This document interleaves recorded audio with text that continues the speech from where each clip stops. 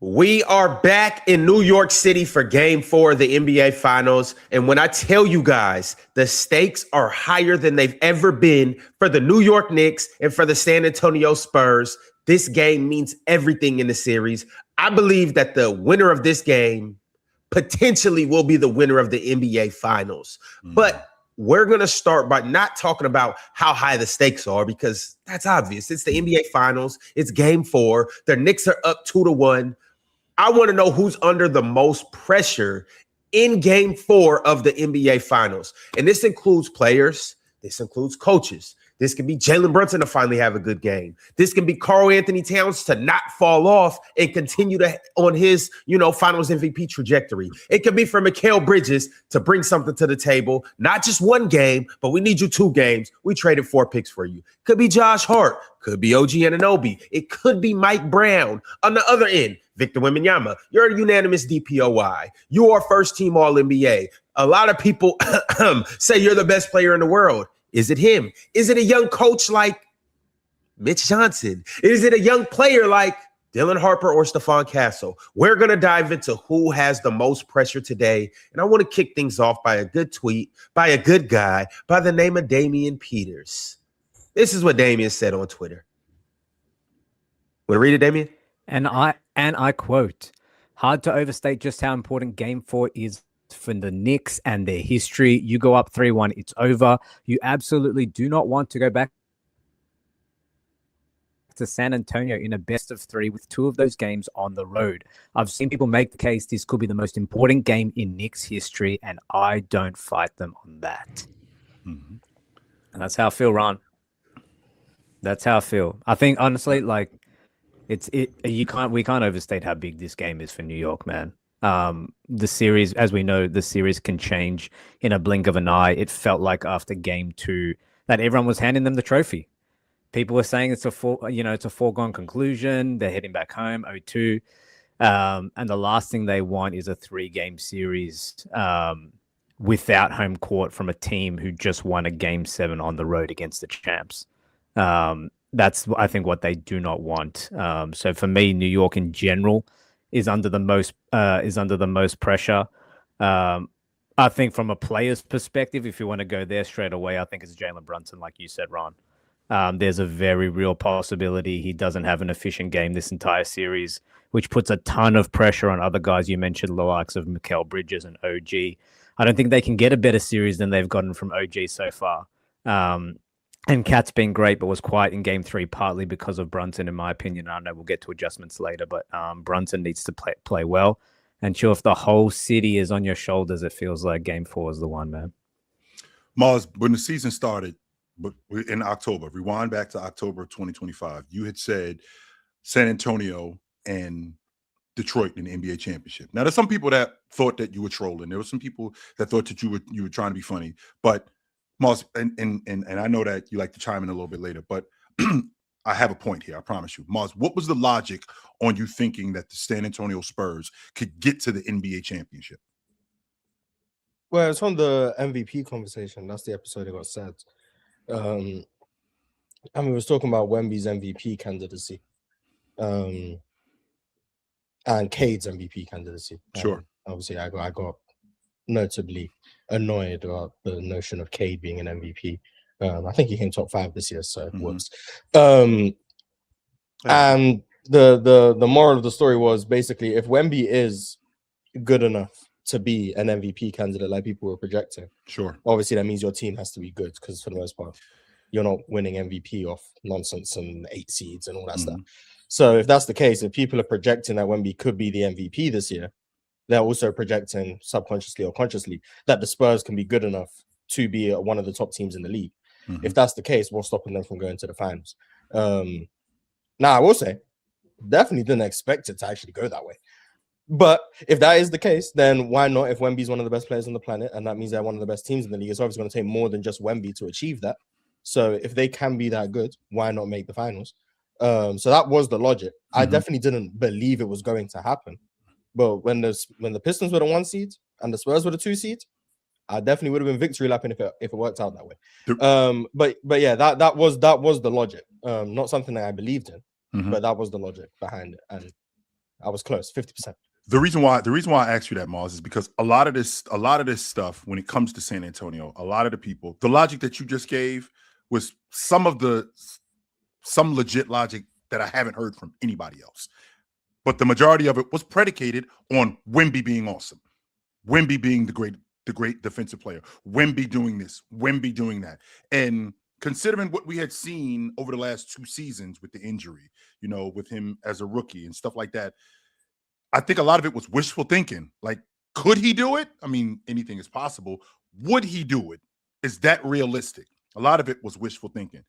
Now, rewind to the Knicks, who had just lost in a dogfight Eastern Conference Championship to the Indiana Pacers. This season, they trade for Mikal Bridges. They basically bring this group back. While bringing this group back, they end up with third in the East. I think they were third in the Eastern Conference. They were on the trajectory of getting to the NBA championship. This is a Spurs team that hadn't even, forget getting to the NBA championship, Mars. They hadn't even been in the playoffs with this group right here. They hadn't even been in the playoffs. So now we get this San Antonio Spurs team that's basically marching through the playoffs. And all of this stuff is house money because they're ahead of the curve. They basically jumped the line, right? Meanwhile, this New York Knicks team has done everything in terms of evidence to suggest that we can win the NBA championship. We lost in the Eastern Conference Championship last year. We lost in the Eastern Conference Championship or the East Finals the year before. We lost in the semifinals. Our team is getting better. We got all pros. We got everything that's necessary in order to win. On top of that, they go into San Antonio after marching through the playoffs the way that they did. They go into San Antonio and win the first 2 games in their building. So now they put all the heat on San Antonio. Right now, all the heat is on them to win. And all the heat was on them in game 3 because they're basically fighting for their lives. The Knicks are still in control of this series. Game 4, Damian, to your point, all the heat is still on San Antonio off the strength that if they go down 3-1, now they got to dig themselves out of an even deeper hole with this young group. The Knicks, who are already on this trajectory anyway, they find themselves in the catbird seat. They still got to protect home floor. Even though they're in the catbird seat, they still got to protect home floor. But the San Antonio Spurs are down in this series. They lose this game, they're in a world of hurt. Mm-hmm. Absolutely. Chill, who do you think's under the most pressure, though, individually? Like player, coach? Well, they put this, again, this San Antonio Spurs team, they're ahead of the curve right now, right? Again, they're ahead of the line. So I don't think that it's I don't think it's as much pressure on them as it is on New York. This team, they traded 5 ones for Mikal Bridges. They traded for Cat, right? They traded and paid OG Anunoby $40 million a season. And he's absolutely earned every dollar that. He's been awesome, right? Jalen Brunson took less money. All of these things that are factoring in, they put this group together entirely to win the NBA championship right now. They put this group together so these guys can win the NBA championship today. This group isn't put together to win the NBA championship in 2 or 3 years. That's today. And this is the best opportunity to do it, especially, Ron, considering where we are in the parity of the NBA. Ron, we're looking at 8 different champions. And I don't think that there's anybody up here that if the Knicks won the NBA championship this year, by show of hands, guys, how many of y'all think they win it again next year if they win it this year? Why not? Yeah, why? None of their guys are super old. No, they're not. They don't have to make big roster adjustments. I can see them. I can see the Knicks. The Knicks are going to be right back in the mix next year. 100%. But Ron, how do you feel about them winning it again next year? Like, are you as confident about them winning it next year as you would be if Oklahoma City was still in it this year? Well, I'm not really confident in winning it this year, but they would have the same. They would still be in the mix though. They would still be in the mix. I don't think their chances change at all from this year to next year. I think it's the same. Like if they win it this year, just like the chances it's just basketball. You just got to win a game. Just like OKC's chances were no worse. That's assuming that these guys don't get better. That's what you're doing, Archie. But chill though, odds-wise. I'm just assuming it's not even that. I'm just assuming that coaches are going to coach and schemes are going to change and players are going to make shots. I'm assuming that Mikal Bridges might not score 2 points again. You know what I'm saying? I'm just saying like why not? Like I don't. It's the same like the same thing for OKC this year. Yeah, clearly they're not going to win it this year. Sure. But they could have. You know what I'm saying? Next year OKC is going to be right back in the mix. Next year OKC might win it next year. Right. San Antonio might win it next year. You know what I mean? So I just to answer your question right there, I don't want to make it a big deal. I'm just saying, like, yeah, I even if the Knicks lose this year, I'm still gonna be like, yeah, they could win it next year.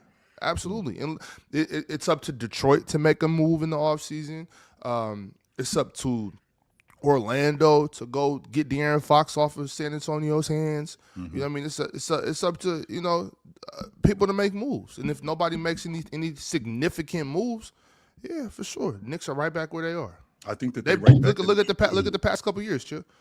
Knicks been in the mix. And I think that that's the reason why now is the time to do it, because considering next season, teams getting better, not just teams getting better. You're going to lose guys. I think the Knicks are $50 million over the cap going into this summer. So there's going to be they're going to be some significant moves that have to be made. Even though Jalen Brunson took a pay cut, there's going to be some significant moves that have to be made in order for them, you know, to keep this group together. And like Detroit's going to be better next year. In addition to Detroit being better, why is Detroit going to be better next year, Chill? Well, Detroit's going to be better because Cade's going to work on his game. He's going to get better. Jalen Johnson, he's going to work on his game. He's going to get better. I think so. Atlanta's going to be better? Atlanta's going to be better. 100%. These guys are going to be better. So, Ox, you are the epitome of guys being basketball players, but then you scoff at guys getting better as basketball players. I'm not scoffing at guys getting better. I'm scoffing at us just assuming that these teams are going to get better. Why can't these teams be worse? Let's assume that. How many times have we seen teams get worse? How many? Tell me how many times I don't know. It's the same. We see. But that's what I'm talking about. There's no evidence. We see teams go from the 2 seed to the 7 seed. We see teams go from the 3 seed to the after playoffs. So you got to say the same thing about the Knicks. We can say the same thing. Yes, we did. See 3 seeds. I'm with Chill on this. I'm with Chill.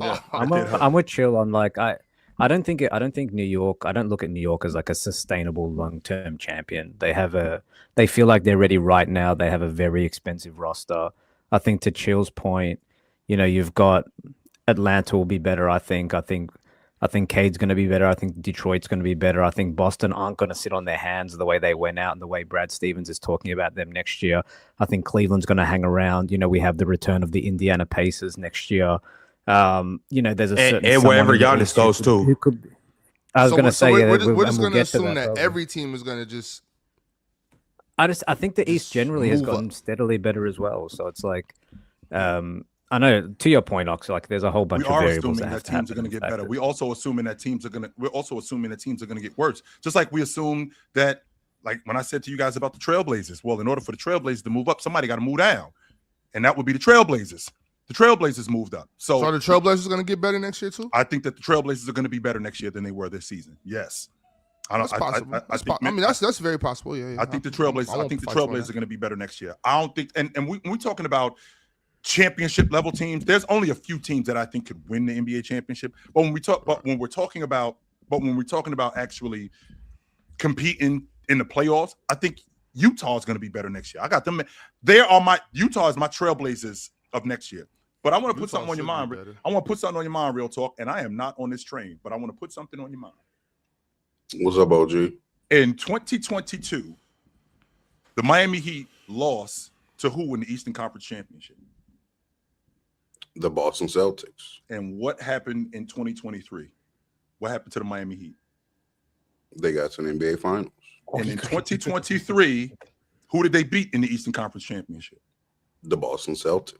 Who in 24 ended up winning the championship in the NBA Finals. And the Boston Celtics, who did they beat in 24 in the Eastern Conference Championship? They beat the. What did the Boston beat in 24? Was it Indiana? They beat the Indiana Pacers. Where did the Indiana Pacers end up the next season? Real talk. In the NBA Finals. They ended up in the NBA Championship. And the Indiana Pacers, who did they beat in the Eastern Conference Championship in 25?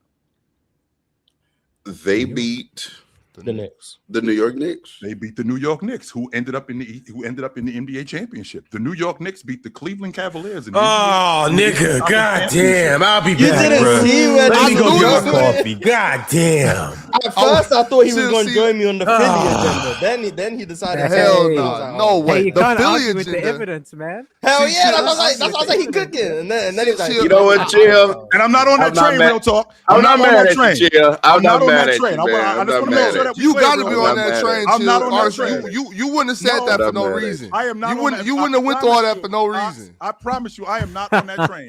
But this He's is just the evidence. noticing patterns, Ox. This is He's the just evidence. Noticing This of a is pattern. this is all I'm saying, Ox. This is the evidence that I'm presenting to you, right? Ox. This is what I'm doing, Ox. I'm bringing you the evidence. I don't think she killed her. I don't think so. However, I'm bringing you circumstantial evidence to suggest this could have happened. We don't allow circumstantial evidence in this courtroom. Chill. I'm just Absolutely not. Because what you're doing is you're mucking up the trial. You know, you're toying with the jury. We can't have that. Please sound keep like I'm that. swaying. Wait a minute, Ox. As a prosecutor, are you saying, Ox, that I might have swayed somebody in the jury box to go with? Oh no, we are no. Because right now what we're doing, we're going to stop these proceedings. We're gonna the bailiff is going to take the jury out the room. I'm going to address y'all and tell y'all to cut that shit out in my courtroom. We will not have it. We will not have it. No sir. Absolutely not. Hey, Ron, you can hate all you want to. It's just simply a pattern. It's all he established. It's That's a fine. pattern That's of fine. behavior. That's it. So, but wait, so you guys feel like most of the Can't hear you, pressure is Ron. on the Knicks, Can't the hear Knicks you, right Ron. now? That pattern ends this year. Sorry, Ox. I just had to put that Go out ahead, there. go ahead. And anybody, hey, because we still in this season, you know, I'm gonna end my ways after this month. But since we still in this month, anybody. All right, I ain't think so. I'm up 5 About right the now. Cavaliers? I'll be up a band tonight. Yeah, going to the finals next year. Ain't nobody betting on the Cavs. What? I'm just making sure. Since y'all said it's just a Wait, pattern. Ron, you're taking the Cavs? Listen, Nah, he's trying to. I'm just saying, please. I'll put tell me my you're taking house, trying to my swindle boat. this out of somebody. I'll put my girl's apartment. I'll put her car up. Look, hey, I'll put my son's college tuition up. All right, nigga. All right, see. Hey, I want that. Like, if you got the Cavs, please. Hey, Damien, I gotta tell you a story about my son's first soccer game too, boy. Ooh, I might have one, yeah. but we'll get to that later in the show. Big Ox, hey, I might have one, boy. But Big That's Ox, what I like to hear. That's who's under the most pressure? I mean, it's the Spurs, right? I mean, well, this is the thing. No, individually though, not team wise, individually. Yeah. Okay, individually, then. Yeah, I mean, individually, I'll probably say one of the vets like De'Aaron Fox. I think it's pressure for him to play well tonight because you know the Spurs, regardless, because people try to sell you right that it's not a big deal. The Spurs are young; they're not supposed to be here, so it doesn't matter if they lose. Like that's bullshit. You know what I'm saying? Like they're here. They believe in themselves. They're a good basketball team. They beat OKC. They fought to get here. They want this championship, and there's immense pressure on them as well. De'Aaron Fox being a vet and having a super shaky playoffs, having some good games and some terrible scoring nights. I think there's a lot of pressure on him to bring these youngsters, like to let them know, like, I got y'all back. You know what I'm saying? So I think there's a lot of pressure on De'Aaron Fox. But with that being said, I think there's also pressure on Jalen Brunson. Jalen Brunson hasn't been shooting the ball particularly well. Y'all know I'm of the mind a guy like Jalen Brunson is gonna have to shoot tough shots, especially being guarded by this level of defense. There's pressure all over the floor. You got Stephon Castle harassing you 94 feet. You got Victor Wembanyama in the paint. So you're not gonna get good looks. I don't expect efficiency from Jalen Brunson. I expect him to shoot the ball a lot, and when it goes in, it goes in. But I still think there's pressure on him because they won 2 in San Antonio. What's that called out there, Chill? It's not the Alamo Dome. The AT&T Center, I want to It's say. AT&T Yeah. now? Okay. So they went down there in San Antonio, got 2. You can't let them come get 2 in New York. You know what I mean? Like it's crazy. So I think there's some pressure on Jalen Brunson as well. Mikal Bridges has to be feeling a little bit from, not being very aggressive in game 3. I mean, there's pressure to go around for everybody, y'all. I mean, it's game 4 of the NBA Finals. Like, I mean, the coaches got to be feeling it. Mike Brown got to be feeling it. Like, I can't go out in this type of fashion. Like, I can't go do that and then let these dudes come and get him here. You know what I mean? But I'm gonna stick with De'Aaron Fox and Victor Wembanyama. You know what I'm saying? Shit, there's so much pressure to go around. The thing about this series, y'all, that y'all got to understand is there's a lot of hoopers. There's a lot of hoopers in here, and it's gonna be a lot of guys that can do it. Like there's 5 guys in New York that can make a huge impact. There's 5 guys in San Antonio that can make a huge impact. You know what I mean? So we can come up here and do all the predicting we want, and we can try to analyze what we've seen. But I mean, it's up in the air, y'all. Like we don't know who's gonna show up tonight. We don't know. I mean, we know like Victor Wembanyama is gonna stat stuff. We know Jalen Brunson's gonna shoot a lot of shots. Those are the things we know. But we don't know if Devin Vassell's going to come out and knock down 5 threes in the third quarter. You know what I'm saying? Like there's so many dudes in this series that it's really about just watching and seeing, reporting the news. Yeah, Oxen, that's why, like, and I agree with you. And that's why I'm asking the question, not necessarily predicting who's going to get busy. Who do you think needs to get busy? Legacy purposes, PR purposes, for their team's purposes, for the circumstances of winning the series. And I really think it's 3-man guys, Ron. It's 3-man guys. It's De'Aaron Fox, Jalen Brunson, and Karl-Anthony Towns. Yeah, Victor Wembanyama has shown enough throughout these playoffs. He's good. He's going to get in the finals too, right?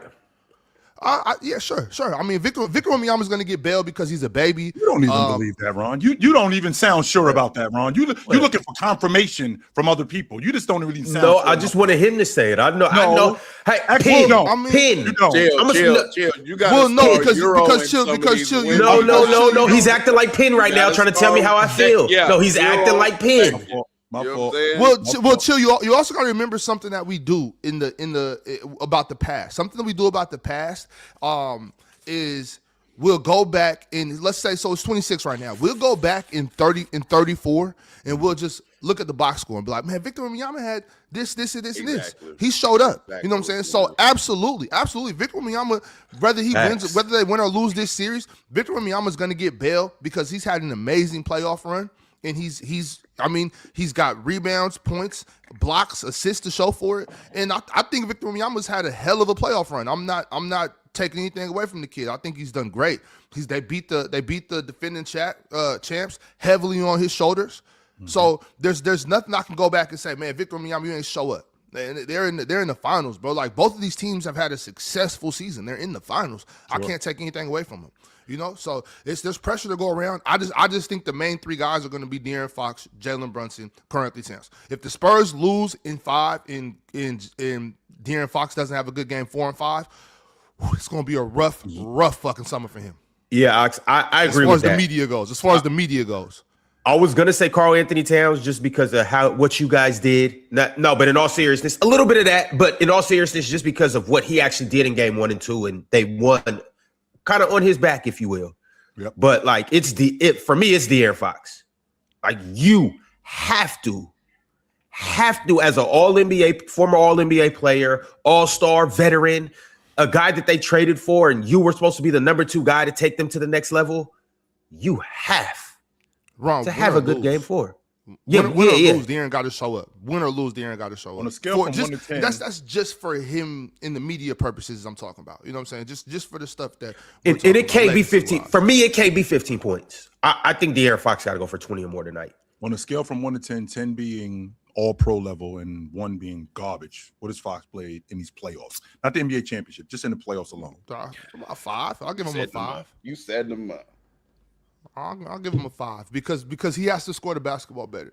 Like all the other stuff we talked about, him helping Castle in bringing the ball up, stopping the turnovers, getting two feet in the paint, kicking it to guys so they can attack closeouts, playing pretty good defense. He has to score the basketball. So I can't give him anything more than a 5.5. That's just a major part of it, though, because, I think that's the difference with a lot of these league guards in the NBA is the fact that they can put the ball in the basket, which would explain why they go deep into the playoffs. And I think that's been De'Aaron Fox's Achilles heel, the fact that he hasn't been able to score as consistently as he's done in the past. That's why I'll give him a 6 because I think he's done the other things really well. I think he's done a good job in taking care of the basketball. I think he's had really good command on the offense, right? I think he's actually been really good on the defensive end. I think he's been really poised, and especially for somebody who's never been in the NBA championship, by the way. Let's be clear about this. Fox is the same guy that, he was in Sacramento. No disrespect to you, Ox, but he was in Sacramento basically rotting away out there. And until they actually made the playoffs, and then they actually did something, but then he gets to this end. This is the deepest that he's ever been in the playoffs. So, I don't think he's been god-awful. Like, I've seen bad performances in the playoffs. I think that he's done a lot of other things really good. It's just that he has not been able to score the basketball, and he's got to be better at that if the San Antonio Spurs are going to have an opportunity to win the NBA championship. But I'm saying it, I think it's Brunson. They put this group together to win the NBA championship, and you're the man. Let's be clear about that right now. They put this group together. You took the pay cut. In addition to you taking the pay cut, you are the man who is the primary ball handler, the primary bucket getter. They built this unit around you. They traded Julius Randle for Cat. They traded RJ Barrett for OG Anunoby. And this was all to complement you. Everything that they did was to build this unit around you. And now we're here. Finish it. It's your job as the man to finish it. Now, don't get me wrong. I'm not going to put it solely on him, because I think the guys like OG Anunoby, I think he's been doing a great job, and I think he needs to continue that. Mikal Bridges has been one of those guys who definitely needs to give them more minutes consistently, which he's done. And before game 3, I thought he's been really good. But this falls on the shoulders as the man. I got to do my job, and that's Jalen Brunson. Yeah, I do absolutely. think the Knicks clearly have the most pressure on them. Like you said, Chill, they've made all of these roster moves. They've gone forward. They, many believe, overpaid to get Mikal Bridges as far as draft capital. Yep. Right. Some even say that they kind of overpaid OG with the contract extension, making $40+ million a year. You have to win the championship. Though that is the price that you pay when you make big roster moves like that. Right? You're clearly going for it. And then you've already gotten here, right? It'd be different if this is like, preseason and we're just talking about how, what different teams are contenders in each conference. Like, you've gotten all the way up until this point, and knowing what you've done to get here, you've got to cap it off. You've got to win a championship, especially after going up 2-0 and the 2 games being on the other team's home court. At this point, you have to win the title. And the particular player that it's on, because we've watched the games now, because this stuff can kind of change as we go along and get more evidence. Jalen Brunson. Brother, this is on you. Do you want to try to get stats, or do you want to win? Because if you want to win, you'll stop dribbling the ball for 18 of the 24 seconds on the shot clock. You'll stop having no pass possessions. You'll move the ball. You'll play off ball. I'm just not feeling. I'm not feeling this narrative. That Cat is involved.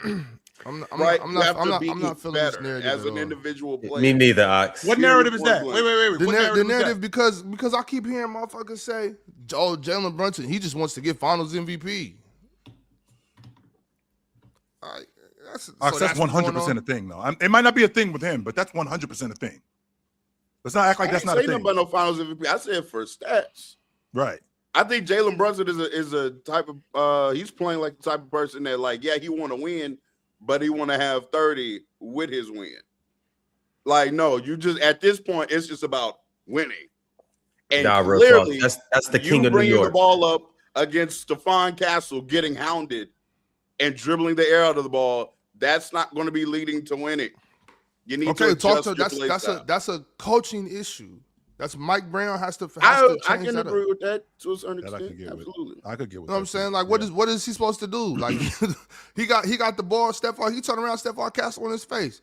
If nobody's coming to help me, like, I gotta get up the court. That's not an easy thing to do. Real talk. You play point guard. You know how it is if you running across one of them dogs who's just on you all day. Like, somebody has to come. I can't just launch the ball up the court. Nigga tired by the time he get to half court. I know. Yeah, you know what I'm saying? Hey, OG, come help me. You know what I'm saying? Like, help me. I think they should have Josh bring the ball up. Absolutely. When he's out there, because Wemby's not going to be guarding full court. Just have him bring the ball. And on top of that, if Josh Hart has the ball, I believe that then not only can Jalen Brunson work off ball, which we kind of want that to happen, but then I think you can work Cat on like something on the weak side or just something behind the defense and behind Wemby. So now even if Cat gets the ball now, Wemby's involved and he's engaged with the ball. Now Cat maybe has an opportunity to have a quick one-on-one against a mismatch. I could get with because that. he does have a mismatch if Wemby's not guarding him, by the way, when he's out there on the He floor. has a mismatch all the time, no matter who's guarding him on that team. Yeah. Nobody on the Spurs team can guard Cat. He has a So mismatch. There's another- Hey, real talk. Lindron in the chat is cooking you right now because Steve Nash would never have these issues. There's I'm another just the fuel messenger. pressure I'm here. just repeating what By I've the seen way. in the chat, bro. Don't take it Stephon out on Castle me. and Steve Nash take his shoes off. Hey, Morris. We I may haven't have heard went a from you, bridge my too friend. far with that one, by the way. I may have went a bridge too far, right? I can realize when I'm wrong. Maybe I went a bridge too far. Why did you go a bridge too Although I far? don't. Why'd you go a bridge too with far? Brunson, Steve You should have Nash, known it was a you know bridge what too I'm far when you had Ron on your side. Stephon Castle. You're right. You're Real right. talk. You're Real talk. right. Stephon You're right. Castle just did this to SGA. Wait, is Steve Yeah, Nash we're better talking than about Steve SGA? That's Nash, though. also We're talking true about Steve too. That is also true. Wait. He's a You're better right. ball handler and point guard. He's a better ball handler, point guard, and by far than both of these dudes. Is he a better scorer, all around basketball player than SGA? I don't want to get into all that nonsense. But we're talking about what we're talking about right now about alleviating yourself and your team from pressure. Then none of these dudes are on the level of Steve Nash. And let's not even do this today. All right. Let's not do Stephon this Castle today. will have if Steve Stephon Nash Castle in was solitary out there in full confinement. court, No, he wouldn't. Steve Nash should be calling for so many screens. Come get this boy off me. Come, hurry up, please. That's being a good point guard. That's also being a good point guard. That's being a good point guard. Also, and I can get with that. dribbling I can get around with in that. circles, dribbling from this side to that side. I can 100% get with that. No, I can 100% get with that. If I could protect myself, protect the ball, and hey, come get me, and come around. That's a great point guard. I do think Steve Nash. I will give Steve Nash this. Steve Nash should be smart enough to be like, yo, I'm not finna be dealing with this fool. yeah. Breathing all in my face, pushing me around, hand Hot checking ass me. breath. I'm gonna just get off the ball, and we're gonna be moving the ball quick. What's up? You know what it looked like? It looked like kind of like Brunson is. I'm not gonna lie. Brunson is got like a prideful player. Like to me, that's kind of what he kind of exudes sometimes. Like he's like, oh, Stephon Castle picking me up full court. I'm gonna show him. Hell no. Bing, bing, bing, bing, bing, bing, bing, getting clear. You know what I'm saying? Like he want to show Stephon Castle. No, I can really get some shit off against you, but you can't though. You know what I'm saying? We'll talk though. You can't. The big issue though for me with Jalen Brunson was just some of the I don't want to call them unforced because it's ball pressure. The turnovers though, like throwing it behind. Who was that? Was that Josh Hart? Or was that I think it was OG? Like that pass, like a couple of those turnovers is what I have a big problem with. I don't have an issue, and I hate to beat a dead horse. I don't have an issue with Jalen Brunson's inefficiency, especially in Game 3. Like 11 for 25, it's not great, obviously, but I think I can live with that. You know what I'm saying? If you kind of cut down on those turnovers. Mm-hmm. What's the gap between today?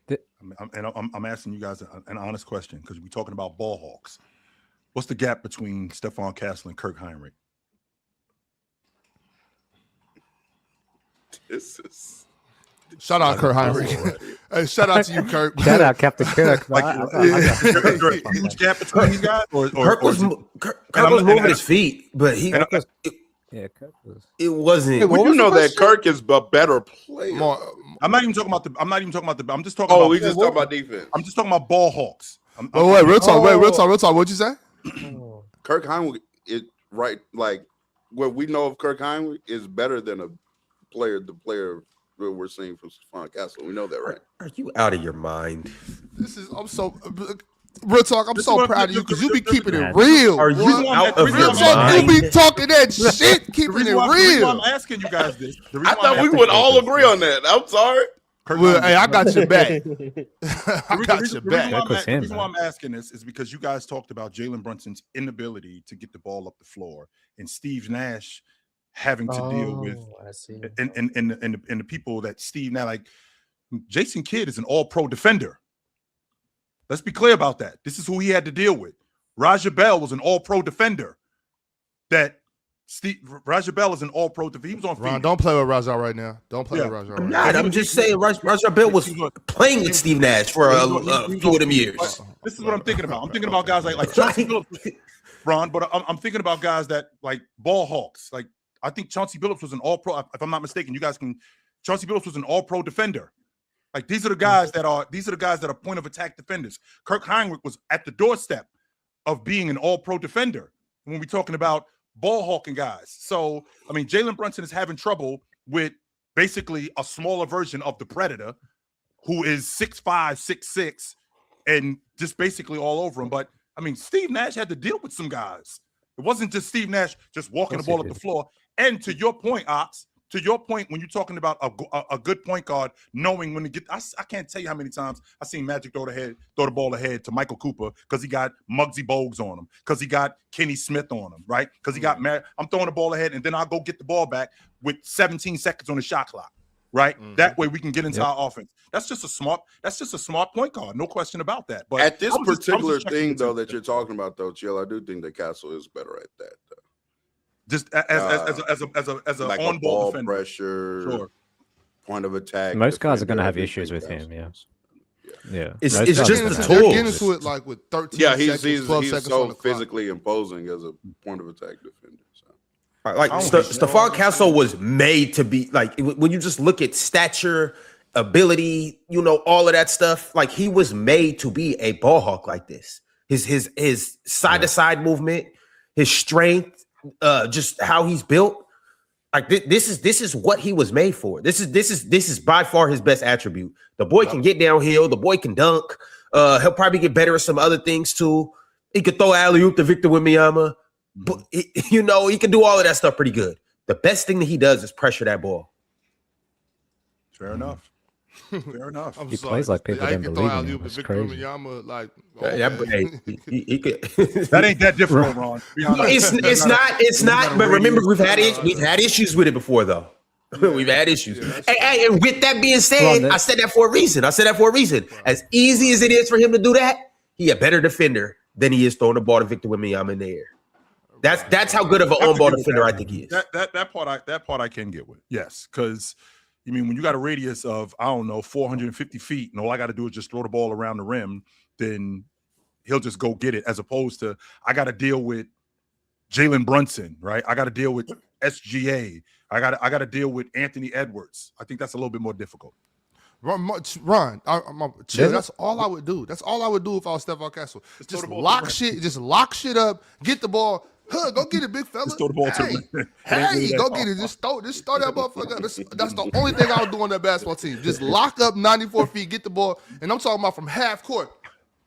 Just go get that. Hey. I'm gonna tell you what your problem is, because I done played with you too much.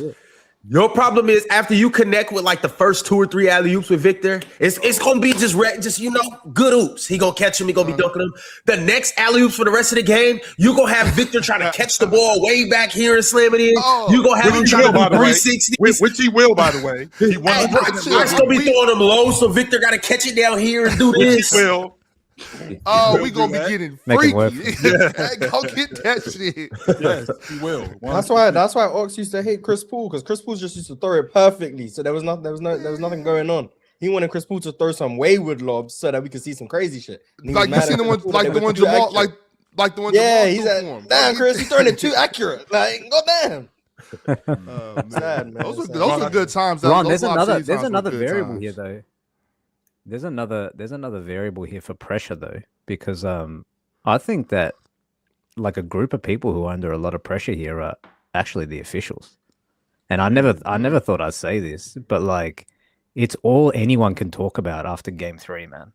And on the broadcast, even Mike Breen and like Richard Jefferson are saying like this game's too physical. Like it's like you never really hear that.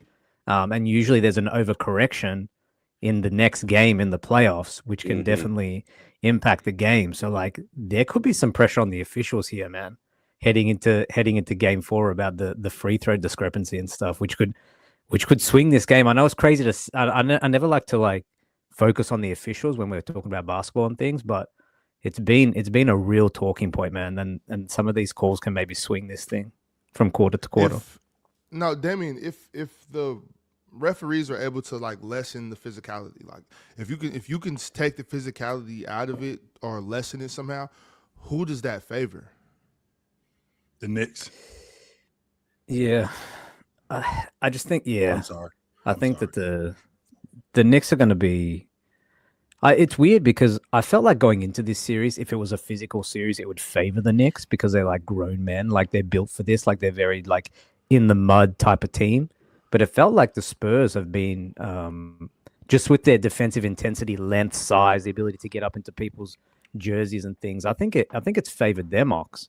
Like they have benefited from being very, very physical, and it happened in the OKC series too. But like this series especially, they've gotten a lot of leeway with the physicality, but then people have an issue when it hasn't been consistent both ways. So like, I think if it's going to be called tighter, I think it's going to benefit the Knicks because some of these guys like Brunson can get a little looser, you know, and when Brunson gets a little looser, then all of a sudden the other guys can get a little bit more free. So I think it's going to favor New York. Well, yo, I want to ask you guys. The Spurs have the biggest free throw discrepancy right now in finals history.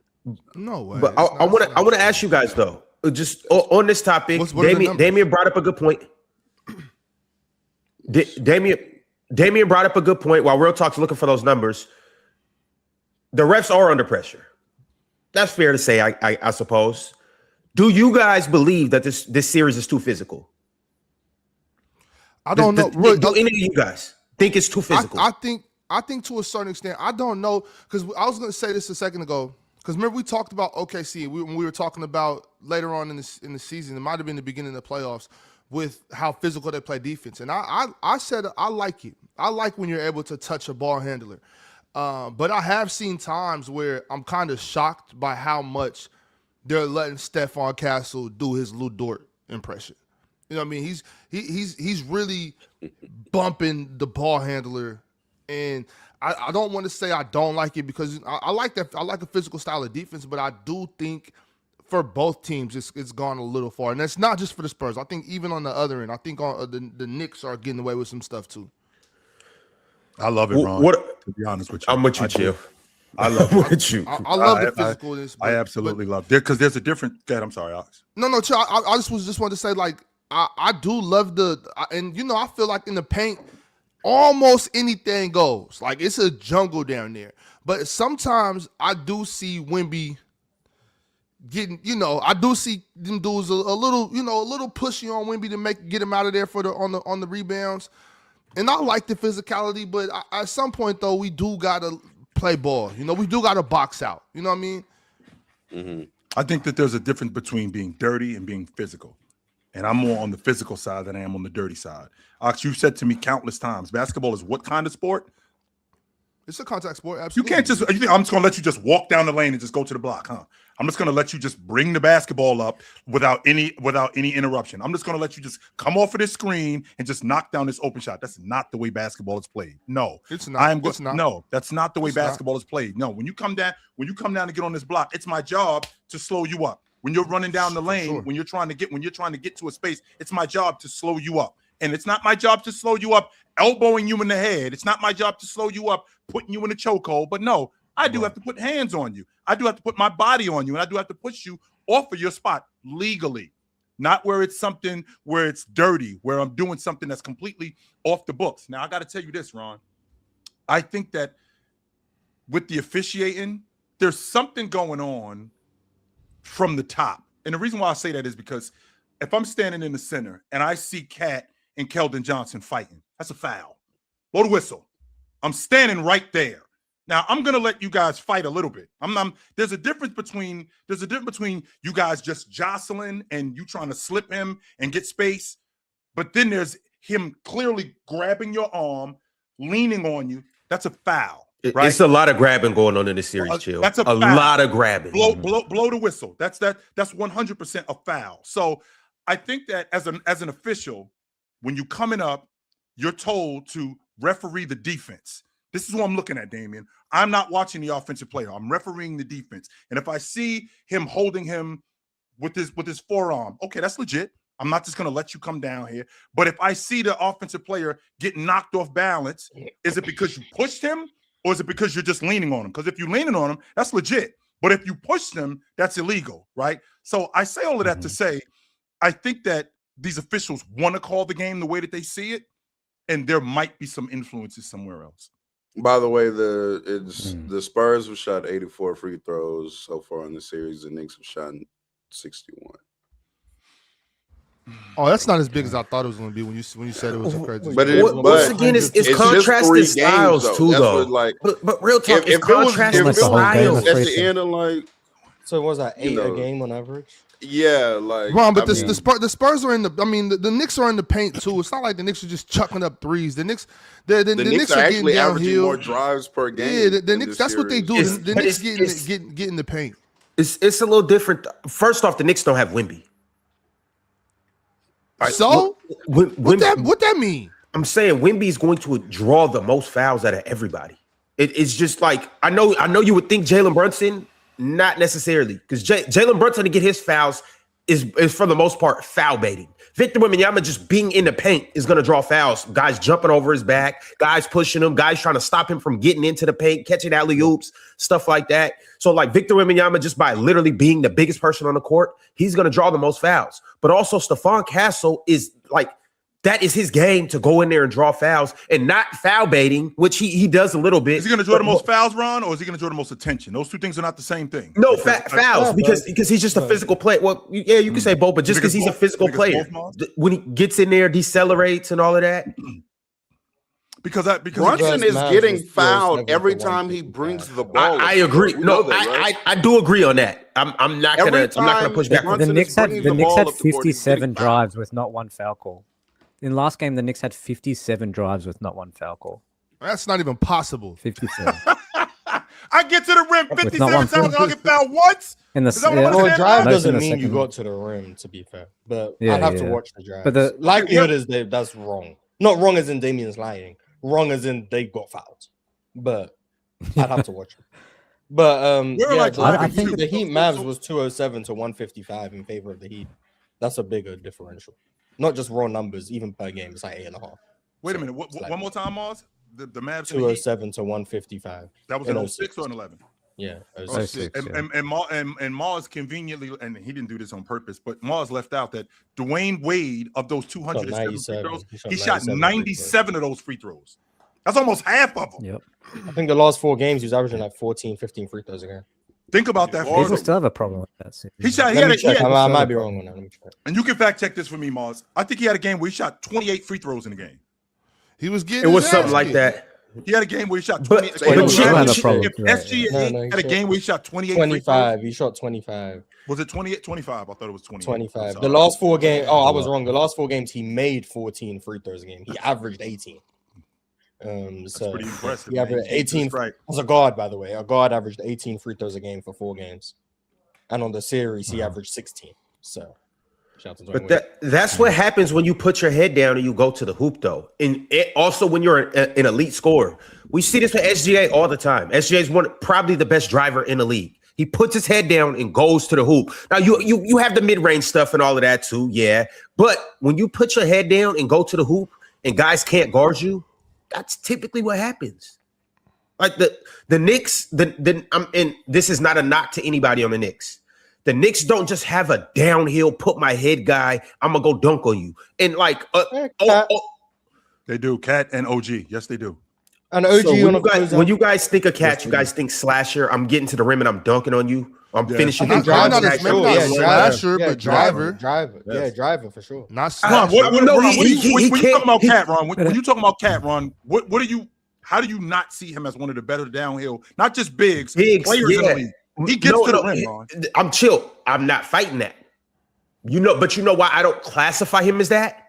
It's because how often does he do that? And why is he not able to do that? Very often. Brunson ball. I'm saying like Karl Anthony Towns should be driving a whole lot more. I don't think, like, how many drives does he average a game? He's not, from off the top of my head, I wouldn't think he's in the top 20th percentile, top 30th percentile. Yes, he can do it, but a lot of times Cat'll get caught floating. A lot of times Cat'll get caught shooting threes. A lot of times Cat'll be in no man's land. A lot of times, a lot of times, Ron, what's going on in this series?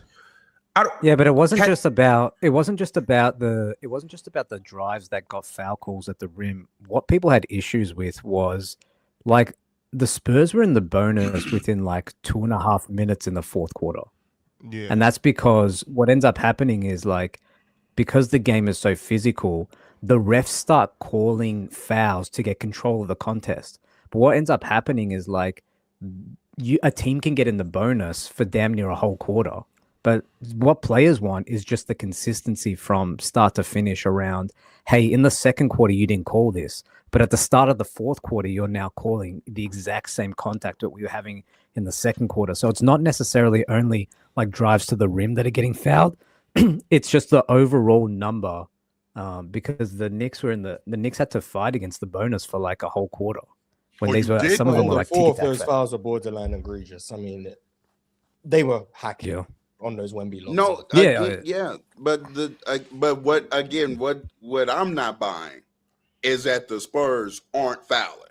That's just, I'm not buying it. You can, yes, the Knicks the are Spurs fouling, are still being called for fouls, like whether we like it or not. Statistically, the fouls on average per game are quite close.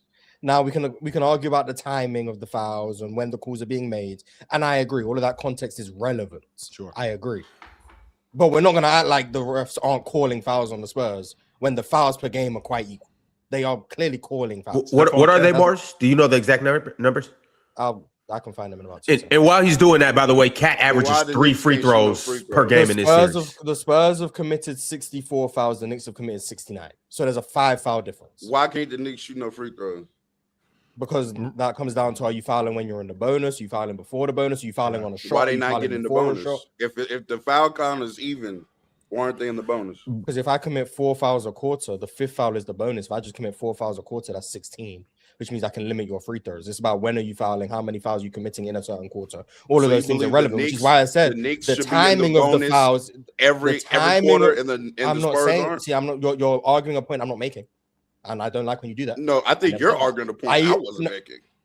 But I'm speaking to the populace, and you are talking to me about a point I'm not making. I'm not saying, I even said the context of when the fouls are being called is relevant, which is why I think this is something that we can discuss. I think it's relevant.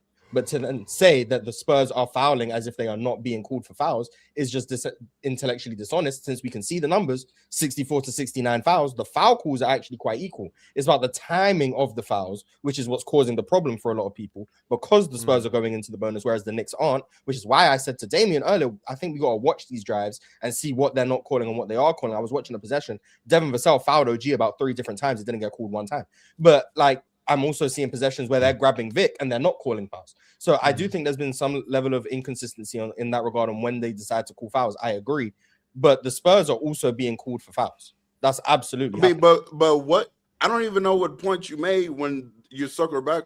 You circle back to, well, all of this context needs to be included in the. First off, even I want to damn the drives. Is that the only time the Spurs are getting foul calls? Is on drives? No.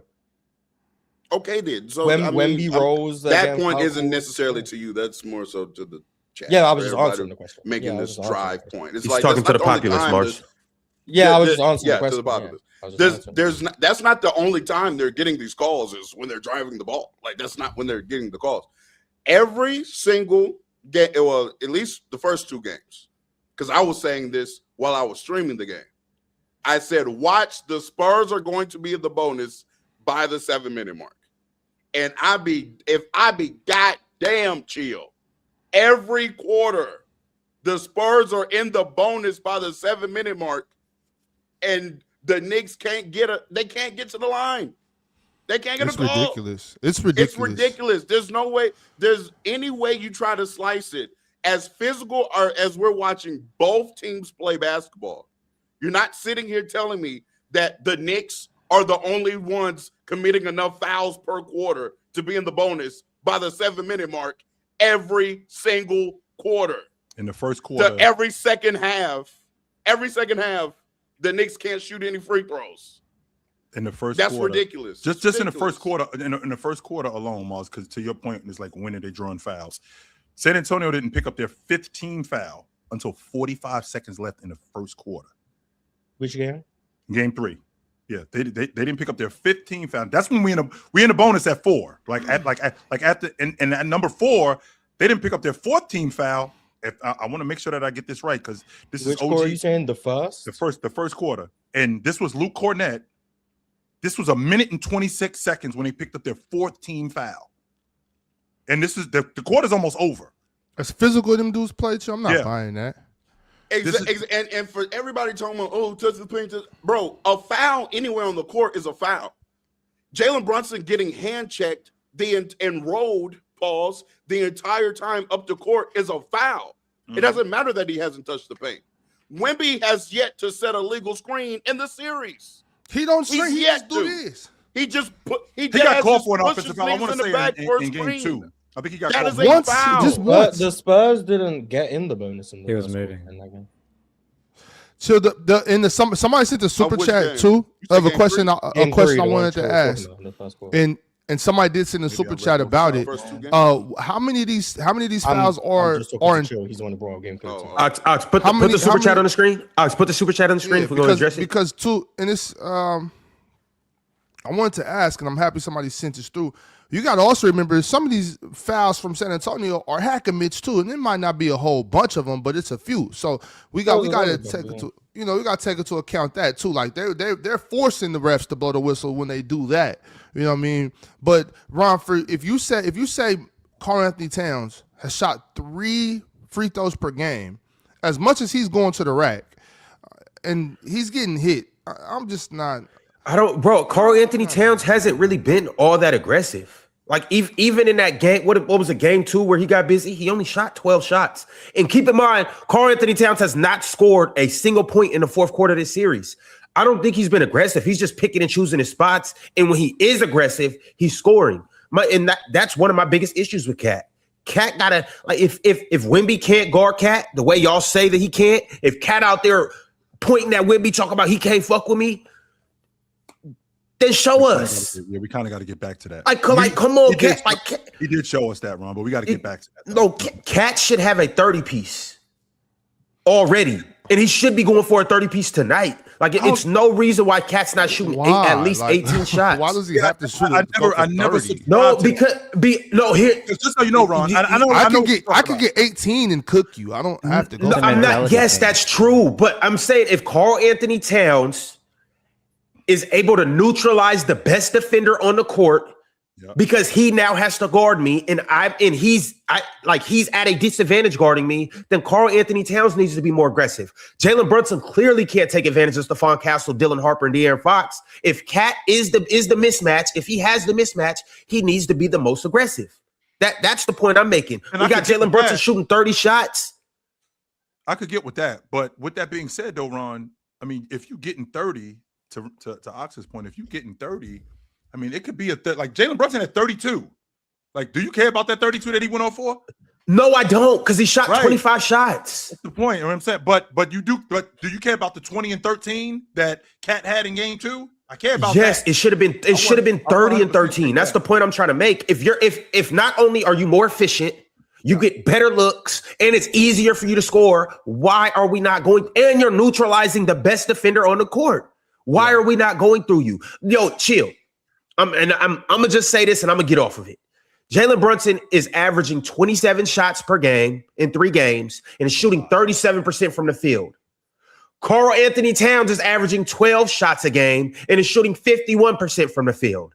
OG Anunoby is averaging 11 shots per game and is shooting 54% from the field. Get off the pill, tour dates. Hey, real talk. Does December 25th ring a bell for you? Does November 25th?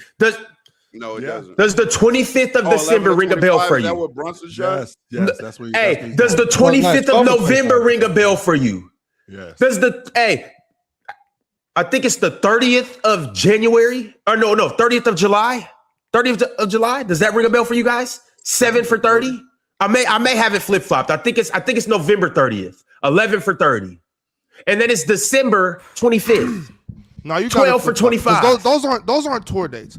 11 Those are tour dates. 100% 11 tour date. 11 for 25 is not a tour date. Like 11 for 25 November 25th is not a tour date. Now July 25th, that's a tour date. You know what I'm saying? April 25th, that's a tour date. You know what I mean? You give me a late summer tour date, like you give me an August 30th. Yeah, I'm not. I ain't look. I ain't going to your show November. No, 12 for 31 isn't a tour date. The day before Thanksgiving. December 31st can be a tour date. That's a good tour date. I'll go watch your show. I'll go watch your show. New Year's Eve is not a tour date. Yeah. I'll go watch your show. July 25th is not a tour date. No, you're not listening, Ron. That is a tour date. Listen, you gotta like move on to like what we gotta get to. I'm just looking at the time. Saying like I want to lock in. I'm just trying to let these guys know the dates of the year that there's going to be specials on Splash Sports. You know, hey, 12/31 is going to be a special. 7/25 is going to be a special. Oh, and don't forget the last day. 11/25 is also going to be a special. Oh, and then today, Game 4, NBA Finals, 6/10, June 10th. 2026 is going to be a special day on Splash Sports. In order for you to access those specials on Splash Sports, you got to do a couple things. First off, you got to download the app, and you could do that by scanning the QR code on the screen or simply just clicking the link in the bio, and you'll be able to download the app. After you do that, you must use code CHOICE if you want to access these specials. And these specials include 100% deposit match up to $50. These specials include 100% quick picks boost. Also, there are some more specials. We just got to actually tap in and see what they are. We'll get to that in a second. However, I do want to let you guys know on Splash Sports, you have the opportunity to make the most money in the industry because they have the highest multipliers in all of DFS. That's everywhere else. You can download any other DFS app, and I guarantee you won't find higher multipliers anywhere else. If you do, I'll give you every single dollar out of Ox's Splash Sports account. In the meantime, let's get to it, fellas. What do we got on the table today? My Splash Sports account. What we got, baby? Fellas, who we rocking with? Where we going? Well, OG Anunoby, I'm going to start it off 23.5 PRA. More, obviously.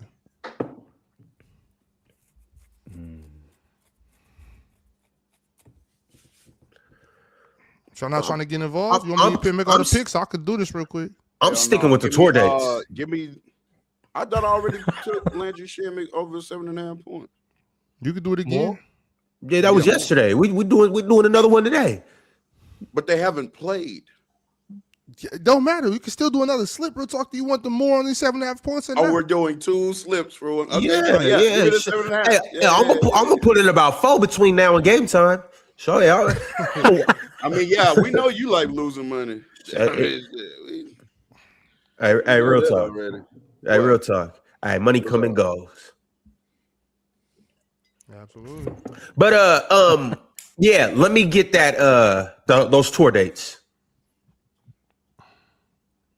I'm thinking, what you guys thinking tonight? I'm thinking he's not gonna shoot 25 shots again. It's not possible. I'm thinking like 8 for 22, August 22nd.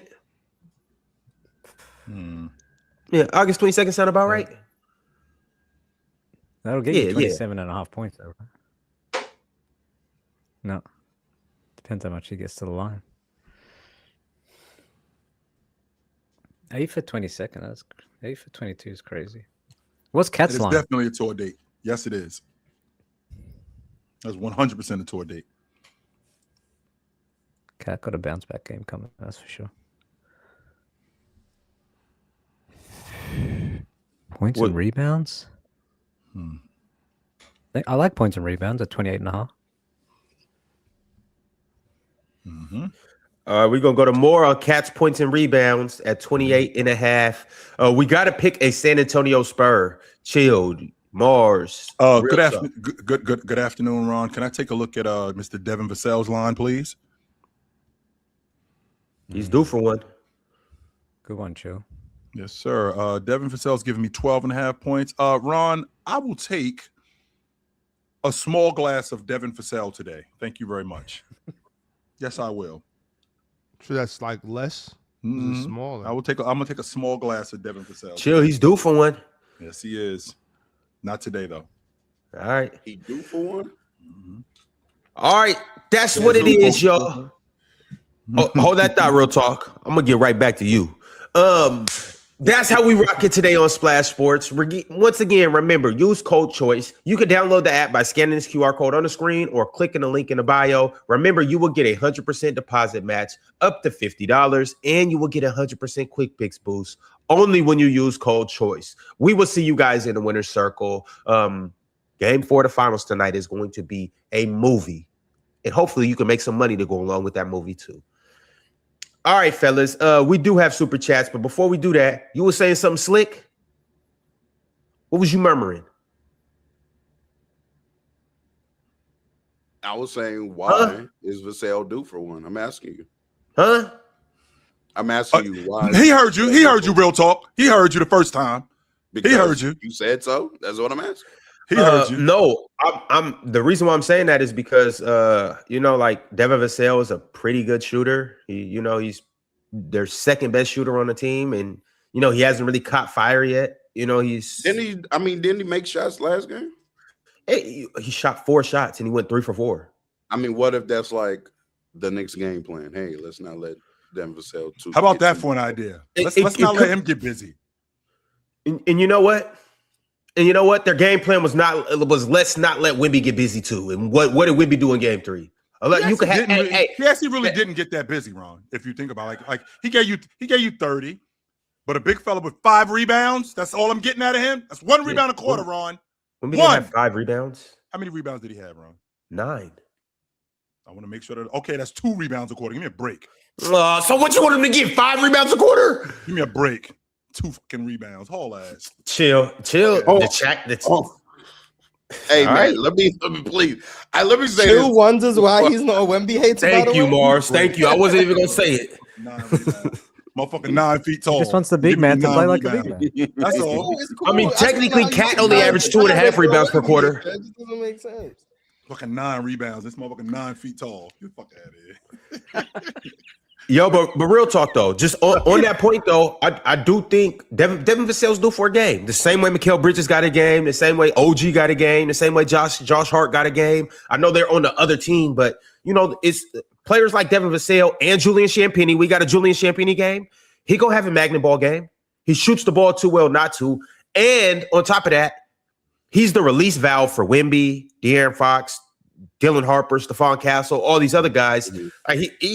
I expect him to have a game where he at least hits 4 threes. 4 or 5 threes. 4 or 5. I was just giving you a hard time. Let me say this because I'm tired of typing.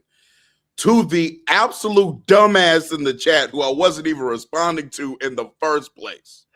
It's not a contradicting statement because I said a foul is a foul anywhere on the court.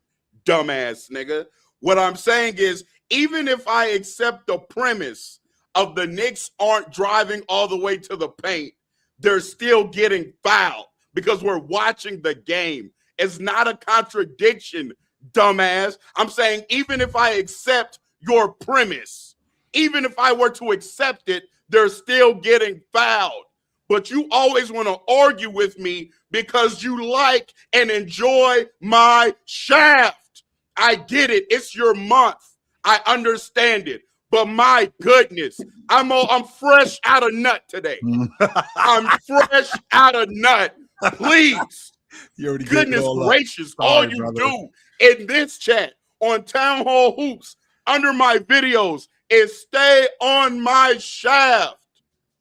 Golly, I'm saying even if I accept your premise of not getting all the way to the rim, they're still getting fouled. Still. How is that a contradiction, dumbass nigga? Still. Let's chat. All I'm gonna say is keep doing your job. Stay on shaft. All right, we go get on these super chats. I appreciate everybody that's tapping in right now.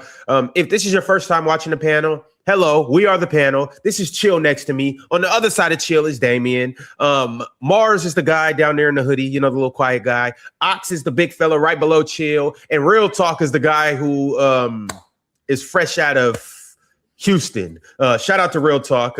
He's down there with the hat and the glasses on. H-Town. All right. Make sure you guys like the video. Make sure you subscribe. Make sure you become a member for a couple reasons. First and foremost, we have our members only streams. Hello, duh. These are on Sundays and Thursdays, 9 p.m. Eastern time. If you are a member, you can pull up to these streams. If you're not a member, don't even think about it. We are checking ID at the door. And if you're not qualified, you won't get in. And also, too, tonight, Game 4, NBA Finals. In the Discord, we will be having a watch party, but you kind of got to be a member to join the watch party. So, if you are a member, we would love to see you there. I'll be in there, popping in, giving my fair takes on what I see in the game and all of that good stuff. So I hope to see you guys there. A couple of the other fellas will be in there, and it's just going to be a good time in general. But let's get to these super chats, fellas. The first super chat that I want to read is from my good friend Drink More Water chimed in and said the real pressure is on Mikal Bridges. Dude can't blow another 2-0 finals lead. On a different note, Wemby's shot distance has gone down every game. 17.3 free throws in game 1. 13.3 free throws in game 2. That's feet. That's not free throws, it's feet. You can't shoot 17.3. Yeah, you thought someone shot 0.3 free throws in the game? Oh my goodness. A third of a free throw? No, they go. Well, the word distance is what gave it away. The word distance lets you know that he's talking about feet. Go ahead, Ron. Carry on, bro. Garbage on every level. Nah, you got this, bro. You got this. I believe in you, brother. Keep going. Oh, he's He been with saying. us. He the double team man. That's what we doing with Ron. We doubling off for Ron. Double off of him. Put Ron, Leave him put the ball in open. Ron weekend. He gonna turn the ball over. That's what he is. Don't reach. Just be into the spot. He'll give it to you. Mhm. Wemby shot 17.3 free throws in game 1. Oh my God. 13.2 free throws in game 2, and 10.6 free throws in game 3. This is Wemby's path to success. Did he? Let me ask you this real talk. Did he score 26.6 points in game 4? He did. He do that? Absolutely. Yeah. He grabbed 9.8 rebounds. Wait. Wait. Right into this, Mars. Don't start the bullshit. He walked right into this. Hold on. We got it. Oh, you got rid of the super chat. I think we need to drink. Fuck more that water. super chat. You know what? Drink more water. You on my shit list. Don't pull up to the member stream. You're not allowed. Drink. Matter of fact, I think he made a good point. Nah, but chill. water. Chill. I think that's what you've been. I think that's what you've been asking Mars, for. throw that Chill. water. You know what I'm saying? Like drink more water. No, sorry, not drink more water. Victor Wembanyama getting closer and closer to the basket. Yes. That's what you've been asking for. That's what I think it's been effective. Like Yes. maybe game 4 he'll be 9 free throws away from the basket. You know what I'm saying? So He was actually really effective. I caught him a couple of times diving to the rim, catching lobs. I caught him he had OG behind him and buried him underneath the basket, got a couple dunks. I can appreciate where we are today, Ox, in terms of where the game is and what the big man does in terms of versatility. But you still got to do big man things. And if you got a small guy on you, I got to get closer to the basket. If you got a small guy on you, there's no reason for me to have a small guy on me and I'm dribbling the ball between my legs 20 feet away from the basket, 18 feet away from the basket. No, I got to take advantage of him as a smaller guy. yeah, absolutely. I think it's how he I think it's how he starts the game too, which is my big thing. It's like how do you establish yourself early? And the first 3 possessions in game 3 were all in and around the basket. So when that happens, the Knicks as a group have to react, and then it obviously opens up the floor for other guys. So for me, it's how you start the game as well, Ox. Set the tone. Oh, They sure. can't keep starting the Knicks. Can't keep starting the game down 15 because of Brunson ball and Josh Hart on the court while Brunson ball. Right. And I'm gonna tell you, like I said, was that yesterday? Yeah, yesterday. I know that they want to get this money, but they need to lower them ticket prices so that they can get that home court advantage because they don't got the home court advantage. So you know what I'm saying? Let us in the game so that we could get that environment going. So let me They let us in the game. I'm gonna be in there in my Spurs jersey. So I'm gonna be in there with Cardi D. So the way this right now, I think that they've actually made a law. They're making laws now in New York. Because just so you know, Ox, face value for a floor seat in New York is only $3,500. That's face value. Like when you walk up to the ticket counter, it's a Wednesday night. The Washington Wizards are in town. Yo, I got my chick with me. Do you have any seats on the floor? For the Wizards? Yes, the Wizards. Okay, Mars, give me a team. I don't know. $3,500 for the Wizards? Yes. New Orleans? No, chill. That goes more so to your point. Yes. This is what I'm saying. No. This is what I'm saying, Ron. So I asked that's the face value. But if I go to the ticket counter, real talk, and I go, yo, I want to sit in row 7 and the tickets are, I don't know, $900. I can go back on the street and the Celtics are in town. That $900 now turns into $3,000. That's what this is about. The Knicks aren't selling these tickets at this. No. They get these tickets from Ticketmaster. They got people buying these tickets and reselling them. That's because these are two different things, because it's against the law, and not just against the law, even and in the NBA to do that. No. Right. Yeah. Well, actually, because with so obviously, Ticketmaster, they do that resale, and it's cool. Like especially with like you're a season ticket holder and you can't make it to every game, it's easy to transfer your ticket and set it for your price and whatnot. Actually, Kid Rock. I know the people don't care much for Kid Rock, but let's not get into that. Is that a Super Bowl game? Mars, let's not make this political because the people can't see through politics. Let's just talk ball for a second. Can we do that, please? Actually, Kid Rock was a kid. Well, I didn't watch it, but wait. I didn't watch any halftime, so I just want to be clear about that. I wasn't around. I was busy, guys. Shout out to Bad Bunny though. Shout out to Bad Bunny. Do your thing, baby. But Kid Rock is actually been trying to like go to Congress about that. It was him, a couple other artists that have been really trying to stop that because they have a problem with their fans being ran through the ringer to be able to come see their shows. You know what I mean? It's like it's a lot of artists have been on that right now, and they want to be able to put some type of limit to it. Like if you guys want to resell, you can't times 10 the ticket. You know what I mean? So I don't know exactly how they're going to do that. I think Ticketmaster should step in and figure out a way to put some type of limit, a percentage on it or something, maybe 50% max or something like that. I don't know, but I think it's gone too far. We saw it with Beyonce. We saw it with Taylor Swift. It's crazy. I don't think it's an issue because once you own the ticket, issue, right? I'm going to tell you why. Why, Ron? Because you don't have to buy the ticket.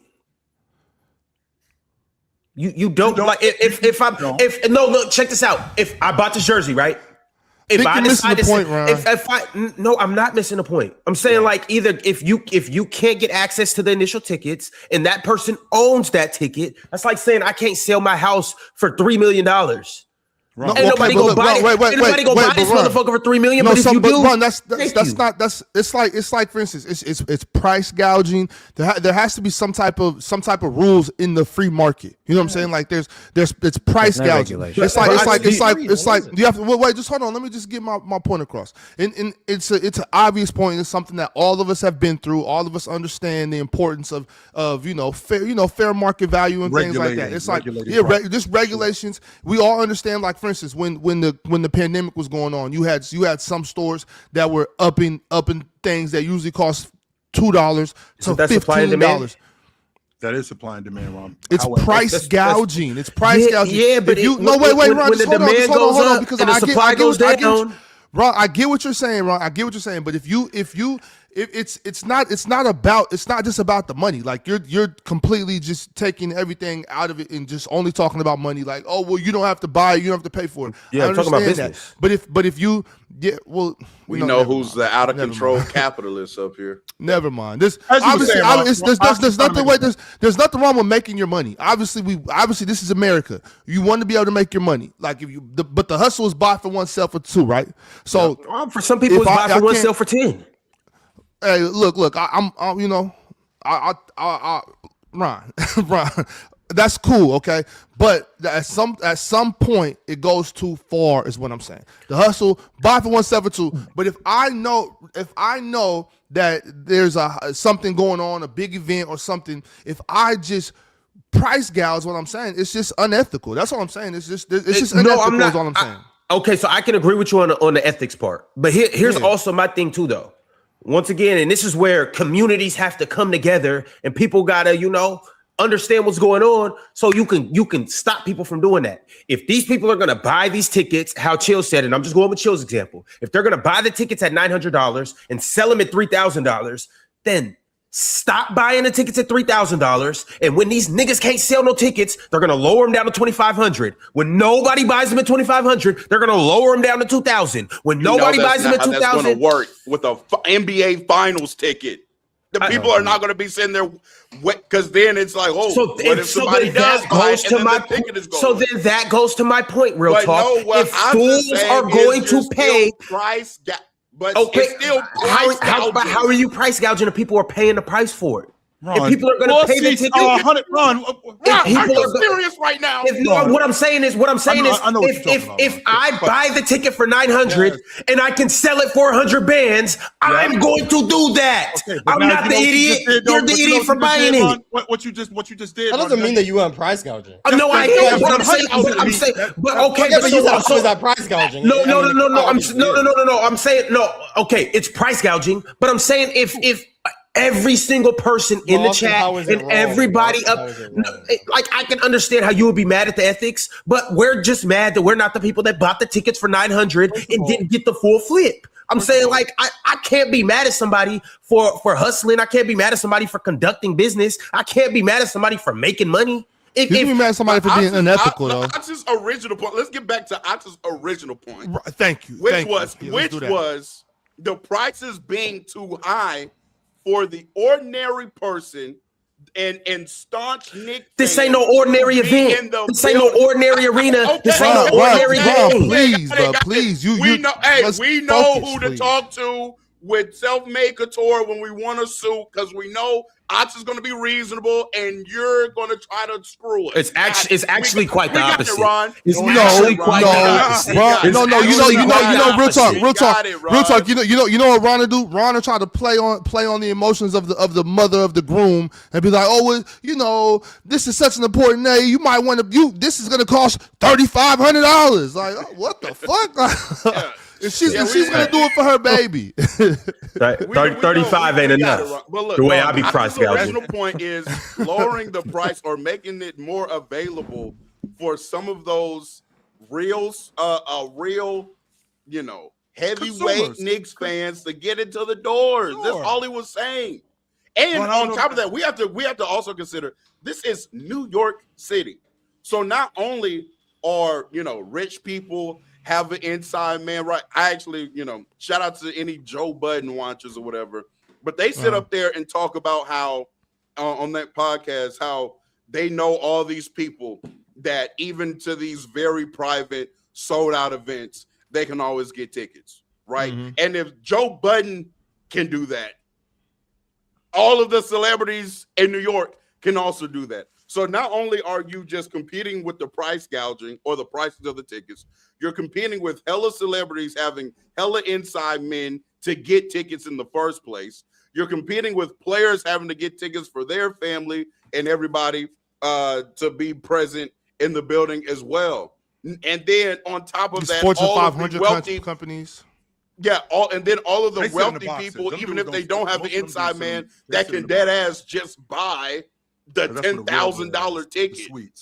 So it's so many factors going on. Yeah, they sit in to where there's also just like baseline economic factors too. Like there's like 20,000 people. There's 20,000 people. How many people? What's the population in New York? So then obviously the ticket prices are gonna rise because of the, supply and demand. 5 million also, people, 8 million people. If LeBron, 8 million people live in New York. Like if LeBron and Steph come to town, the ticket prices go up. But absolutely, they do. To Ox's point, is there a way in which we can regulate some of the resale stuff? But it's difficult, man. That's the big thing right there. So it's two separate things. Like I didn't too much want to get into all that because we got our our bloodthirsty capitalists that don't care about certain things, and that's fine, right? I don't have a problem with that. You know who Ron voted for. Sometimes Actually, let me get my hat right now. I do think sometimes it goes too far. My main thing about this was that for basketball reasons. I'm just talking about just simply basketball now. Not even because there's New York is so rich. Like there's some people that can buy those tickets. No big deal. Go ahead, go to the game. I'm talking about if you want home court advantage, not these super preppy, uppity up high society folks that are gonna sit there and golf clap and cross their legs and good job. And the people the other thing too, you got to understand. When I know I'm going home to my 5,000 square foot home, you know what I'm saying, my penthouse in the Upper East Side, I'm not really giving a shit if they at the end of the game like, it's a close game, like. I don't give a damn if they lose. I got shit to do tomorrow, But if I'm a diehard, I know I got to go back, to my regular life. This is something I've been waiting for forever. I'm gonna be in here really cheering. I'm gonna be on my feet. I'm gonna be pushing on my team because this is important to me. You know what I'm saying? The like sports and stuff is for us. I'll speak for myself. It's for me. It's for regular Joes who want something to cheer for. You know what I'm saying? That's who it's for. We're the passionate people. You know what I'm saying? We're the passionate fans that really care. You know what I'm saying? Those blue collar guys during football season who are pissed off all week because their football team got their asses kicked. Those are the passionate fans, not the guy whose team loses at noon on Sunday and they forget about it by 6 p.m. on Sunday. You know what I'm saying? That's my point. And it's not so much about the economy part. Yeah, I spoke to a few media members that were inside MSG, and they said like the atmosphere was crazy, but it wasn't as crazy as they thought because the corporates price out the diehard everyday fan that was there through the dark times and when no one was there and that. So I think you're right. There's an element of that too where you lose a bit of atmosphere for sure. But isn't this what the Garden is, though? It's like when not necessarily, but it's like when Golden State moved from Oakland to San Francisco. Facts. Well, that's the point I'm making, though, Ox. That's who you. But they lost aura. No, okay, and I'm not arguing with that. I'm not even disagreeing with what Ox is saying. I would prefer. Oracle used to be rocking. Nah, for sure. I would prefer to have I would prefer to have the cats, in the lesser areas that's gonna come in and turn up. But at the end of the day, it's a business. I don't think that James Dolan wants to, sell tickets for less to get the arena a little more hyped. I personally don't think he cares that much. Right. Actually, it would actually be a short-term investment to. I agree. Real talk. I agree. But because if the Knicks win a championship, I agree. Your new evaluation goes through the roof. I'm just talking about home court advantage, Ron. That's what I'm talking about. To win on the back end. You see what I'm saying? But they could win with their ticket prices as it currently is. Shut up. No, they can. I think they will. I still think the Knicks are gonna win tonight because I still think the Knicks are the better team.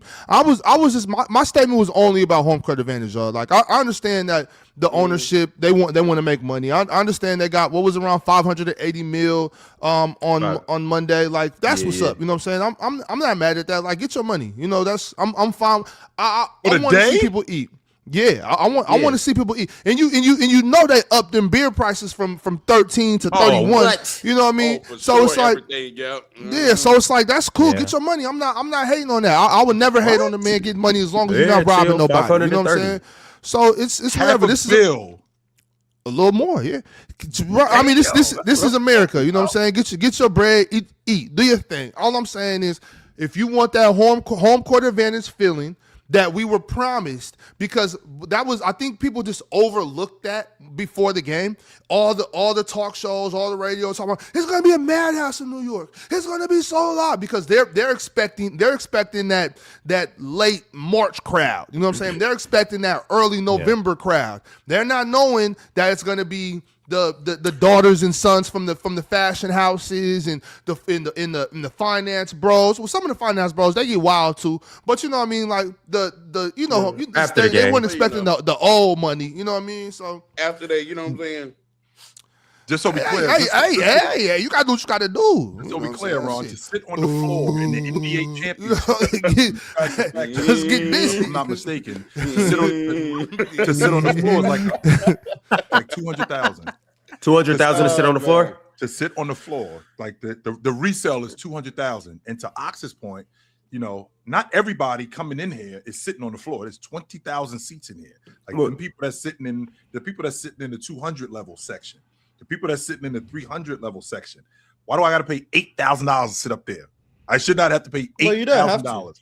I don't. And that was the only point I was making, Mars. Is I'm gonna be honest. If you're paying 8 racks to sit all the way up there, then at that point, you did it. That's what the ticket prices are, man. I don't know if you know that. Yeah, you did it to yourself. Yeah, that's what you had 2 hours of security to not be able to see the game, and you're out 8,000, and your team lost. Yeah, I'm not. That's what you get. That is what you get. Yeah, that's what it, man. Hell no, I'm not gonna do that. And I hope you spent all 8,000 in your bank account. And you couldn't buy a bucket of popcorn and a bottle of water. 99. But okay, the last time they've been in the finals is 99. Let's say you have been a lifetime New York Knicks fan. You want to be in the building where the Knicks are playing in the finals. You want to be, but then I'm a bit. You can't pay extortionate prices, knowing that price is nonsense, and then complain about the price you pay. Yes, you well, can. No, you can't. No, you can't. You can't do that, bro. But you shouldn't. You have free will. You have free will. You're allowed to. Cool. I'm gonna look at you like you're an idiot. Thank you. Ain't no one force you because you are an idiot. $8,000 just because I wanted to be there. Cool, you wanted to be there. Now accept the price you have to pay. You don't get to be like, yeah, I wanted to be there. I'll do it again. But damn, that price expensive. I mean, because if you do that, then you are an idiot. Absolutely. And I don't. And once again, it's I don't peer pressure. Sometimes. Oh, well, you're an idiot if you fall for peer pressure as a grown man. We've been there before. You get there. It's been a long night. You lay down. You check your wallet. Nothing there. And then 3 days later, you tune your ass up in there getting a shot in your ass. Hey, sometimes it just have you. You never focus. I know ain't me. What are you talking about? Huh? Anyone else? He's talking about. Well, we talked about this before. Hey, you know what? Never mind. What is he talking about? He talking about being too horny. You ain't got a rubber. You do it anyway. Don't do that, y'all. Don't do that. Don't ever do that. I ain't never been there before, but you know. So don't Ron, ever do that. I'm looking at this right now, Ron. I just don't have. Just choke your chicken. I'm looking at this right now. In row 1, in section in row 1, choking something else. Go ahead, chill. You're gonna be choking on one of them big ass pills. Keep fucking around. I'm sorry, Mars. So Mars, in row 1, in section 310, that's upstairs. In row 1, in section 310. Seats 1 and 2, they go for 10 racks a piece. In section 213, right? Section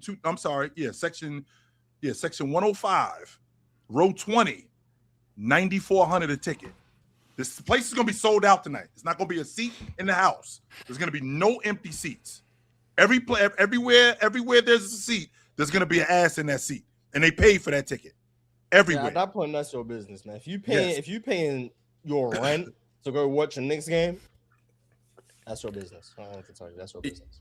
Y'all, and initially that was the only point I'm making. I understand sometimes it might not be ethical to buy a ticket for a price and raise it up so the average person can't get in there.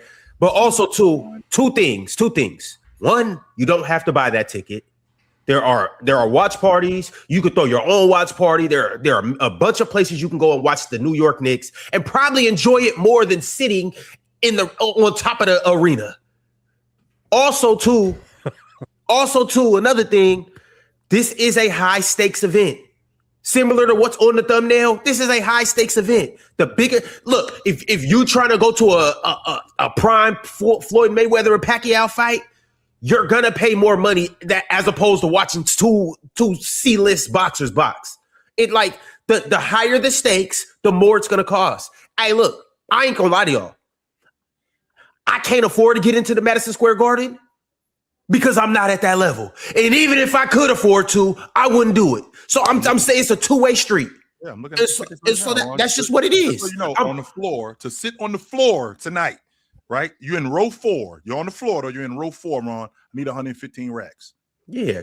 I need 115 I think it's racks different, though, because the gate and how much people turn out and all of that also determines how much the fighters make, like directly, like that one fight directly impacts how much the fighters make, whereas an NBA season is 82 games, then you understandable have playoffs, you know what I'm saying? So it's not, but I get what you're saying. Which is actually crazy because in San Antonio, like I don't gotta pay that. I don't gotta pay $10,000. It's cheaper just to fly to San Antonio. Yeah, it's cheaper just to catch a flight to San Antonio or just watch the game there. That's what I do. Hey, wear your Knicks jersey. And then just go in the Knicks jersey. Yeah, just go in the Knicks jersey. You might be all right. It's San Antonio. Hey, man, y'all be cool. They taking that shit seriously right now. Hey, yeah, Mars, you already got cooked on that, so relax yourself. Yeah, facts. Facts. I'm getting my head banged in on Twitter right now. They hold on, because of what? Out. Oh yeah, I seen your tweet. Yeah, I ain't even bother to reply to that. Hold on, what's going on in the Twitter streets? I'm not. They beating my ass, Ron. I feel like I'm in New York getting jumped. All I said because it was some kids hiding behind the cops, and I'm like, bro, if you I seen that. If you're scary, take the jersey off. Like take the jersey off. That's real though. No, that's real, and that's kind of what we were saying to Penn yesterday. Like you can't be mad. That's like me walking into a room full of red hats and a blue hat. Just don't wear the jersey or take it off and take your scary ass home. It's not that big a deal. Like that's common sense. Like what you trying to prove, man? Take the jersey off, throw that motherfucker, and go home. Get home. It ain't worth it, bro. Like just go home, bro. That's like buying a big ass chain just to tuck it everywhere you go. Like, take the chain off, dog. Sell it. All right, what you doing, man? and when you sell it, price gouge. But Ox, that's one more thing too. That's one more thing. You think James Dolan want these hooligans in the arena? He does not. Beating people up that wearing Knicks. You better be careful. He don't care who in the arena. But see, that's the thing, though, Ron. You raise the prices up a little bit. You know what I'm saying? So certain people can't, it's just like halfway gentrification. Just halfway gentrification. Also be halfway crook. Middle class. No, it's not a crook. That's being smart. That's being smart. Man. But that's being smart. There are some people, even though all money ain't good money, there are some people we do not want in here. Absolutely. Hey, bro, I don't give a damn what y'all say. We play a certain type of music in here. Yeah, just because we got bread. If you look, hey, real talk. If you look behind the bar, you ain't gonna see some certain alcohols in here. Hey, you can't. You think you gonna be here and order an Incredible Hulks, nigga? Fuck no. Shit up out of here. You ain't gonna tear up on my good shit. Fuck nah, shit. And to be fair, Mars, this is my place of business, so I do have that right to refuse service. You come on in. You absolutely not. Come on in, my man. You and your chick, hell no. Because I know niggas. Hey, chill. I know niggas looking for the hypnotic. No. That's what I'm saying. We'll ask some Hennessy. 1 or 2 bottles, we ain't gonna be the hypnotic. It's Hennessy VSOP. It's white Hennessy. It's that shit you got to go to Puerto Rico to get. Hey, they gonna be that Hennessy. Cavassier, nigga, what hell? We know how y'all act when y'all get a little bit of that Hennessy and you. Nah, man, but no, on a serious note though, like, be safe, man. Be safe. That's all. Be safe. All right, y'all. I got a couple more super chats I want to read, and then we're gonna change gears for a little bit. We've been talking about NBA Finals all of June. That's all we've been talking about. But there's some other things going on in the NBA that I do want to talk about. Before we get to that, chill, I just want to acknowledge my man Tupac Westside. Mm-hmm. He sent through his daily super chat. Tupac Westside said, morning, fellas. To answer the title, I think San Antonio is under more pressure. Knicks don't want to go to San Antonio after losing both home games. But San Antonio being down 3-1 leaves them borderline screwed. San Antonio needs it more. And Spurs in 7, they go down 3-1 tonight. That's where I'm gonna be tomorrow. So you already know. So. Yeah, you're gonna. Yeah, Spurs in 7, or it's gonna be Knicks in 6 if the Spurs win. It's one or the other. I have to give Mars credit. I do have to give Mars credit. Mars is always for pushing the agenda. He is 100% for pushing the agenda. I want to see the comebacks, man. Even if there's no hope of it actually happening, Mars is always pushing. Mars is always pushing the agenda. I love that. You know, that's a terrible situation right there, real talk. Just terrible.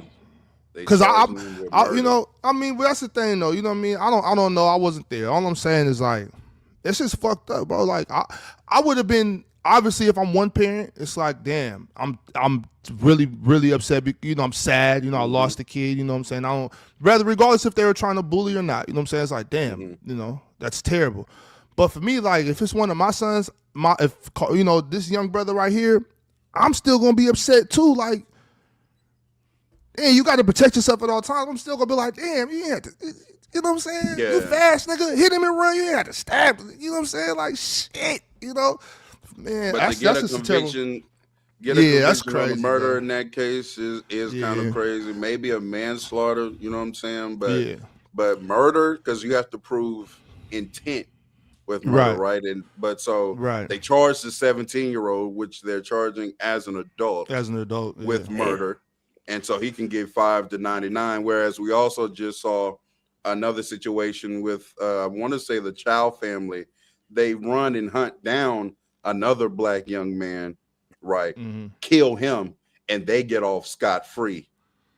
Yeah. So I mean, it's America. You know what I'm saying? It's just America. another example. But I figured that, you know what I'm saying, he was going to get charged with something. I just wasn't expecting it to be, you know, I knew he wasn't going to go home, but I wasn't expecting that, bro. It's crazy, bro. It's crazy, but hey, it's America, man. All right, y'all. My man Jason Grillionaire sent through $20 and threw another $10 on top as a cherry on top. Jason Grills said, defense, rank these players. Jason Kidd, Scottie Pippen, Claw, Tony Allen, Asor, Walt, Holiday, Rodman, and then he said, Ron, replace Walt with Sidney Moncrief. Damn, why Walt Frazier get back to? You don't have to bring the players back up. We're not gonna remember. Yeah, we don't remember all them names, right? Rodman, Scottie, Kawhi, Asar, J Kids. Oh wait, no. Take off J Kid. Nah, we'll go with J Kid today. J Kid, Tony Allen, Drew, Sidney Moncrief. Hey, chill. I'm not gonna lie. Ever since being on stage with you, I love this counting shit that you be doing. When people listen off stuff, I love that. What you saying, real talk? Chill taught you how to count recently. All right, I love this. That's not what I said. I love this counting shit, Chill. Hey, Chill, you put me up on some new shit, man. This counting shit is real cool. 1, 2, 3, 4, 5. Holy shit, man! How come I didn't know this before? Ox be talking about Swiper. Ox a fucking class clown too, yo. Just so y'all know. Oh man. Yeah. Mars, I like the Scottie Pippen at 1. I like the Scottie Pippen at 1. I think he had Rodman at 1 too. Are you doing? I'm sorry, I did not see Dennis Rodman. I apologize. I did not see Dennis Rodman. Yes. So what does that change? You still got Scottie over Dennis? I do not have. You got Scottie over Dennis. Yeah, Pistons Dennis. I ain't gonna lie. I do not have Scottie over Dennis. I'm gonna take Dennis. I'll take Scottie. I'll take Leonard. I'll take Jason Kidd. I'm not I'm not replacing Walt Frazier with Sidney Moncrief. I'm leaving Sidney Moncrief. I'm not replacing Sidney Moncrief with Walt Frazier. No, I'm leaving Walt Frazier in. And That's what I would do too. I'm leaving Walt Frazier in, and I'm going to take it a step further than that. I think Walt Frazier a better defender than Drew Holiday. Yes, I do. I'm going to take it there. I said that too. I think Walt Frazier is a better defender than Drew Holiday. Mars, you're higher on Asar than I am. You guys are higher on Tony Allen than I am, but I do understand. Oh yeah, you called Tony Allen overrated. I remember that. Yeah, I don't think he's I think he's an elite defender. I can't agree with that. I think he's an elite defender. Overrated Tony Allen? Defensively? Defensively, yeah. Like I think he's an elite defender. I'm not going to argue that point. I do. I think he's an elite defender. But to the people that we were talking about, I think he's a little bit overrated. I don't think he's a better defender than Joe Dumars. I don't. I do not think that Tony Allen is a better defender than Joe Dumars. I do not.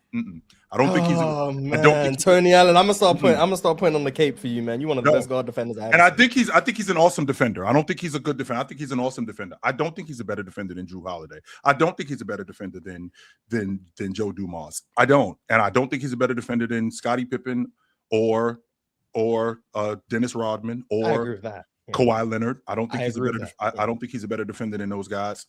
Like we can have a conversation about Walt Frazier. I'm not sure that he's a better defender than Walt Frazier. I mean, there's no bad defenders on this list. Yeah, like you come in last doesn't mean you're not a good defender. We're talking all-time. We're talking about all-time defenders here, but you said Michael Jordan was a better defender than Tony Allen, and I do think Michael Jordan is a better defender than Tony Allen. I think he's a better on-ball defender. I think he's a better shot blocker. I think he's a better on the ball. Yeah, I think he's a better. I think he's better off ball. I may be with you. Yeah, in the lanes, deflection, steals, protection. Jordan was a fantastic on-ball defender. Man, Tony Allen might be the best on-ball defender I've ever Tony seen. Allen was. But it's cool. Man, I don't know about that one, but that's fair. That is fair if you think that. I just don't think he was a better on-ball. I think when guys like Kevin Durant, when Bryant say stuff like that about him, I think that it validates him, and I think that people start to put him in conversations and forget about the other guys. Like I don't think that there's guys that were before him that got put in conversations where they were really good defenders. Should be like, I'm not sure that you think Tony Allen is a better defender than Eddie Jones. Yes. Like, do you think he clears Eddie Jones, or he's just a better defender than Eddie Jones? I'm comfortable that. If you ask me 10 times, I would pick Tony Allen 10 times. But Eddie was elite though. But Eddie was an elite defender. Yeah. It's just like I think Tony Allen's better than him. I just think that there was a little bit more. I think there was a little bit more range, but I think it's closer. And if you take Tony Allen, I don't have a problem with that. Do you think he was a better defender than? Do you think Tony Allen was a better defender than Alvin Robinson? Yes. Do you think he clears Alvin Robinson, or do you think that it's close? I think Alvin Robertson was better than Eddie Jones, so it's closer. But I know I'm taking Tony Allen. I think Tony Allen's better than Moncrief, and I think Moncrief is better than Robertson. I could get with that. Hey man, y'all, us up here, some of us up here, the young me, Mars, and people in the chat. One thing we're gonna have to stop reacting crazy when Chill says something, because this gonna be us. I'm telling you, this gonna be me. When I'm gonna be like, hey man, they weren't a better bucket. Hey, such and such isn't a better bucket getter than CJ McCollum, and niggas gonna be looking at me crazy. I don't know what the hell I'm talking about. Well, you know about CJ McCollum in Game 7 2019. When he gave it to Damien, there's a reason why I drink ginseng. The New York Knicks in 2026. There's a reason why I take care of myself, because I am going to be around 20 years from now, 25 years from now. So when I don't know, Seth Johnson comes around, and Seth Johnson is averaging 32 a game, and he's 6'1", and Real Talk is like, yo, he ain't better than Jalen Brunson. And I promise you, they're gonna be ready to choke shit out of you. They're gonna be ready to put you. You saw it all, Chill, man. No one can argue. You saw it all. 100%. They're gonna be like, yo, Jalen Brunson was better than Seth. He was better than Seth Jefferson. Yes, he was. Are you crazy? That's what's going to be going on. I promise you that. They're going to have to go back and watch these videos from years ago. Yes. Let me go back and see what Chill said. 15 years from now, there's going to be a YouTube video of like the NBA's most forgotten great scorer. And it's going to be CJ McCollum, Kevin Martin. There's going to be all these guys who are averaging like 22, never made the All-Star game. Like, these guys Put them in today's game. They would have been averaging 28. If I see Kevin Martin on that video, I'm gonna break something. Yeah, you stop acting like Kevin Martin wasn't a bucket. Don't do that. What was it? The shot soft, mechanics, bro. or what was it? Oh, He was just soft. It was just soft. He played for. I've been on the court with Kevin Martin. Like, he just soft, bro. Did he get buckets when you was on the court with him? I mean, a little bit, yeah. I mean, but the thing, because I was on Matt Barnes' team and we was playing against his team. Matt Barnes was fucking Kevin Martin up. And it was, For real? Kevin Martin also one of the OG grifters, Barnes by the was way. good, man. Like one of the elite grifters of his generation. The man used to He live at the free throw line. was. Oh damn! Whew. People watching today, Him, this guy Corey not an Maggette. all-star, just averaging 9 free throws. They'll be mad. The reason why I singled out Tony Allen is because, again, I think about versatility, and I think about the fact that Tony Allen was able to guard bigger guards or bigger players. And you're not going to stop Kevin Durant. Let's be clear about that. Kevin Durant's going to bust your ass, and there's not really much that you could do with it. But you could give him a difficult time. About as good as you could. Yeah, I think you can give him a difficult time. I think that what makes a great defender is somebody who gets to what they're trying to get to and they don't stop, and you make it as difficult as possible on them. If you are a versatile offensive player like Kevin Durant, for example, and you got a whole bunch of things in your bag that you can go to, I think that's different. But if you have something that's almost impossible to deal with and you consistently are getting to that, and I'm making it difficult on you, I think that that's the mark of a great defender. And I also think that that's the mark of a great defender in being able to play off the ball, to be able to recognize when not to foul, when to foul, who to foul, be able to stop plays as a rebounding guard or as doesn't make a difference where you are. I just think that a guy like Tony Allen, I think that he excelled at a lot of that stuff. I just think that Joe Dumars taking the assignments that he took when he had to deal with the guards and bigger guards like Mitch Richmond, just like Tony Allen had to deal with Kobe Bryant, just like Tony Allen had to deal with Kevin Durant. I'm not going to argue that, but he had to deal with big guards like Rip Hamilton. And, when you talk about big guards, I think about him having to get dragged into the posts. I think about Joe Dumars also having to defend and be an offensive player. I think that his offense was a lot of his defense as well. So because of that, I think that gives him the edge over what Tony Allen did, because Tony Allen was primarily a defender. Like, you can leave Tony Allen open. Like, you can almost play Tony Allen off the floor. Yeah, like Joe. He was a demon in transition, though. Oh, he was great in transition. But he'll miss a couple layers here, for sure. Right, he was an awful offensive player. Yeah. Mm-hmm. And you, like I said, you can leave him open. I think that Joe Dumars used his offense as his defense also, because that wore guys down. Because now I know I got to deal with him on the offensive end too. In addition to him bodying me, in addition to him beating me to spots, stuff like that, I just think made him so much better. Dennis Rodman, on the other hand, Dennis Rodman, on the other hand, he's a guy who was primarily one thing, but he supplemented that with being an elite rebounder. So in addition to him being a great on-ball defender, he was an elite rebounder. So we could take that away, and Dennis could actually make a shot. Like Dennis, even though Dennis wasn't a scorer. What do you mean by shot? Yeah, like Dennis could. Dennis could make a shot. Yeah, Dennis could make. Yes, Dennis could make a shot. Sure, Mars. That just wasn't my job. But Dennis could shoot like 28 from 3, if that's the case. I mean, Dennis make a 3. Dennis could make a shot. So it just, and he affected the game on the defensive end. Oh, he actually did shoot exactly 28 from 3. See, there you go. So that's not. Yeah, that's Tony Allen, so he can make a shot. What about? Yeah, I mean, I disagree that Tony Allen was just no, he wasn't a good offensive player. He wasn't good on offense at all. But I don't agree with him being played off the floor just because he was able to speed the game up and get out in transition and do his thing, attacking the basket. He was aggressive, you know what I'm saying? Sure. But I mean, a different time. He played at a different time as well. Yeah. Exactly. In today's game, it would have been harder. So, like Andre Roberson is another one of the best defenders I ever seen. By the way, he can't play. He just gets forgotten about because of how he was egregious. He can't play. So and then obviously, but real talk, would you rather have Tony Allen? Would you rather have Tony Allen or Josh Hart? Josh Hart. Depends on the makeup of the team, really. Probably with this team, with this New York team right here, with this Knicks team. Oh, Josh Hart. Josh Hart. That can drive up the value of Allen though, because now I have like a real guard point of attack next to Jalen Brunson. So maybe in this specific team, maybe Tony. Tony Allen, McHale, All fun and games OG. until Wemby can roam off him. Yeah, And then, locking some shit up. Yeah, I ain't and gonna then you lie. bring Deuce off Clamp the and bench. shit. Yeah, too. God yeah. damn. You gotta lock. Where them guys going? Like, Nowhere. I can tell you where they're shit, not going, also- Mars. I can tell you that. I know where they're not going. Where's that? To the rim. That's where they're not going. No, Clamped. they might I'll not get probably past say half. something. I ain't gonna no, lie, they're not but going there. We'll see. Also I forgot too. Real talk. The other reason why I had Kevin Martin, he wouldn't give my little brother his autograph too. There we go. There We it know is. what's going. But no. But There I already disliked him. Like I told It my just little added brother, to like it. It just added yeah, to it. I told my little brother don't even go get his autograph. I told before he went over, I was like, man, you want that nigga autograph? I'm gonna play with out of you. here. With Kevin And he went over there. He was like Kevin Martin. He stopped. It was like, can I get your autograph? And he just didn't say nothing. Just walked to the car. Maybe he ain't very here. rude of him.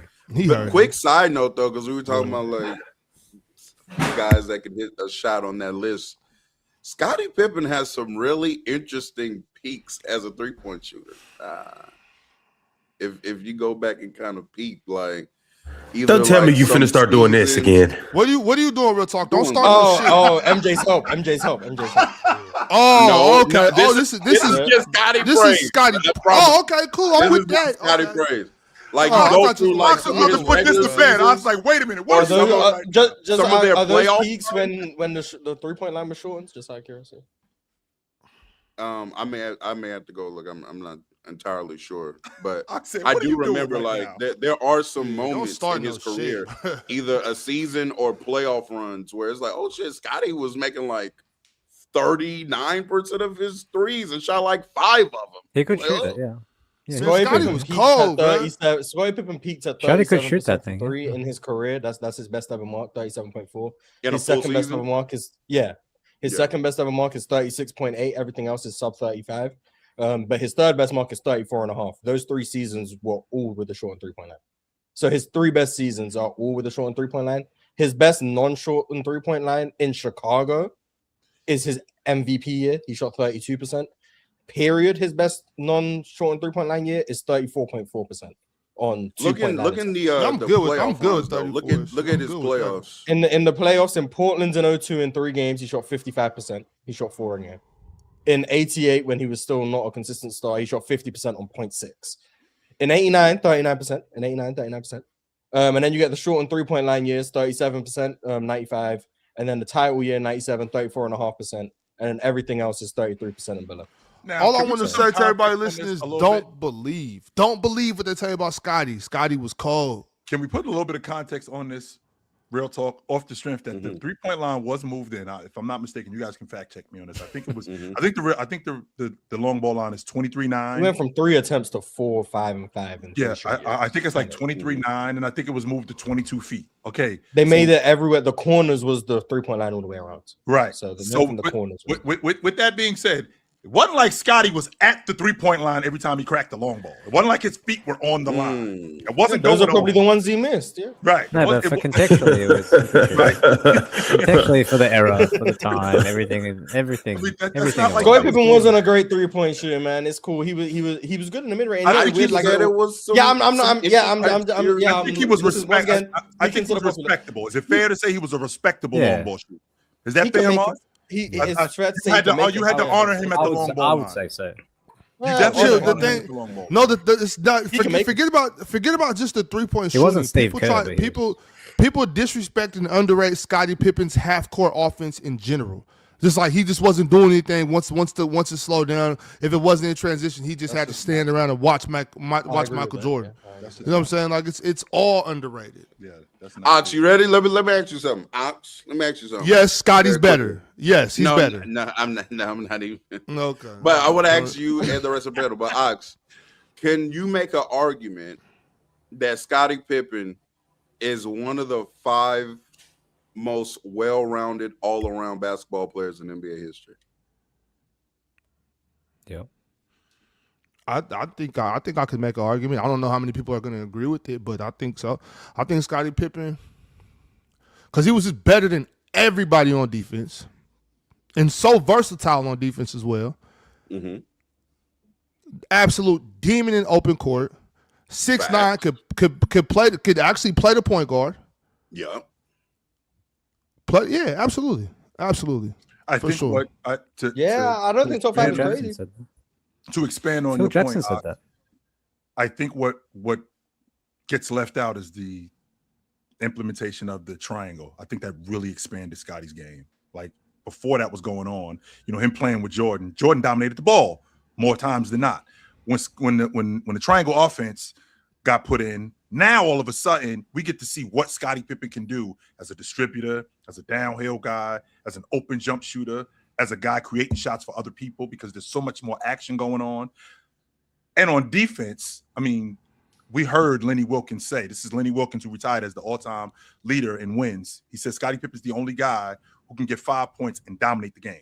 He's the only guy who can do that. So I say that to say, when you got a guy who's that well-rounded, who does all of those things and who affects the game, the problem is that I'm running with this other dude who you're paying all the attention to. You ain't really paying attention to what I'm doing. And I think that's where Scottie Pippen gets left out at. That's crazy because he was. I mean, Scottie. Yes, absolutely. I think, and I'm taking my bias out of it, real talk.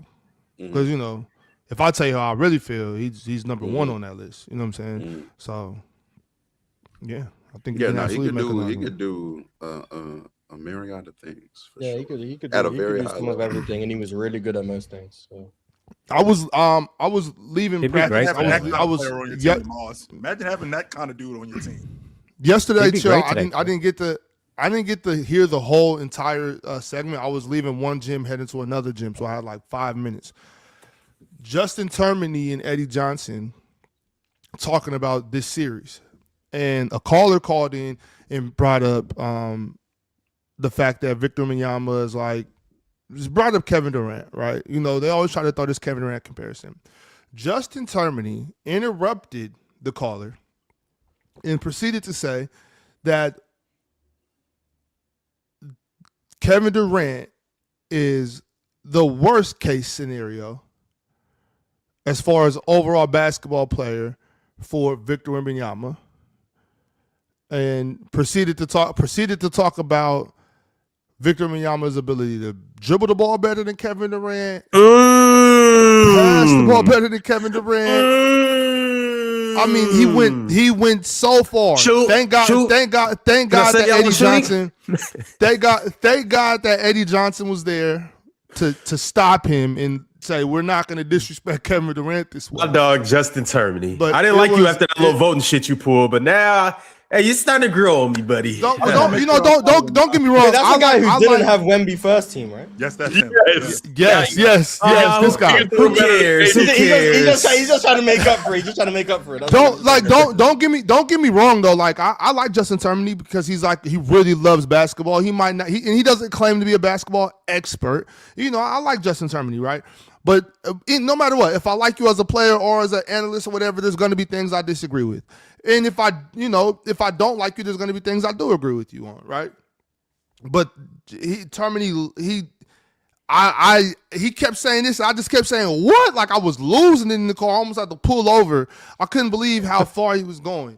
It was just absurd. It was insanity. Like dude's all younger than me. My mind is getting bad, so maybe straighten me out. It sounds like Kevin Durant is Wemby's floor. Yes, that's what he was saying. So make sure that I ain't bugging out. That's what it sounds like. Like at worst, you'll be to be fair.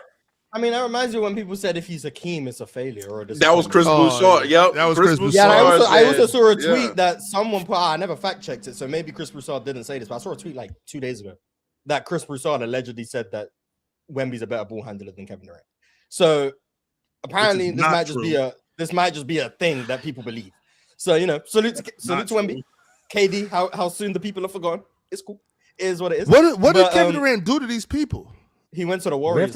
We have to remember the caliber of players. He went to the Warriors 10 years ago, and everything's been downhill ever since. Yes. He just isn't that good.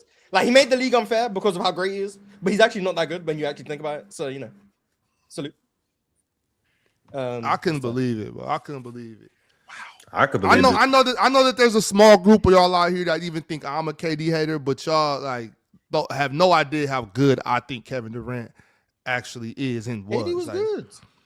All I want was people aight. to do He's when we just talk not about Wemby. Kevin Durant, and all I want people I to agree. do, He's actually not Wemby. They're not the same. no, person. he's not. no, not he's Wemby at far all. better than Victor Wembanyama I don't is agree with today. the comp. I don't Maybe see the Victor comp. Wembanyama one day, but Ron, I know how you feel about Wemby, but Ron, what I want you to do, because you the control that you are and the scumbag that you can be sometimes, Ron, I want you to go back, and I want you to go back from 2011 to 2014 and go watch some Kevin Durant film, and then come back to us and talk to us about Kevin Durant and Wemby.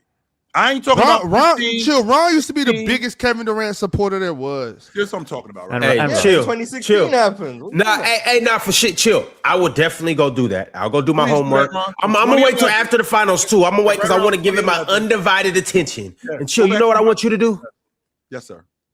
I want you to take off them dusty ass glasses. Here, wipe them down and watch the game clearly tonight. As a matter of fact, don't watch it without the glasses. They are straining your view, okay? I want you to take off the glasses and watch Victor Wembanyama tonight without the glasses. Pay attention to his impact on the game. I only use these because I can't see you dudes like. Oh, then maybe watch him with the glasses. My bad. Maybe watch him with the glasses. I don't need them. I don't need them to watch TV. I have to watch because I gotta watch you guys. But I say that to say, you know what? Nearsighted. Yes, sir.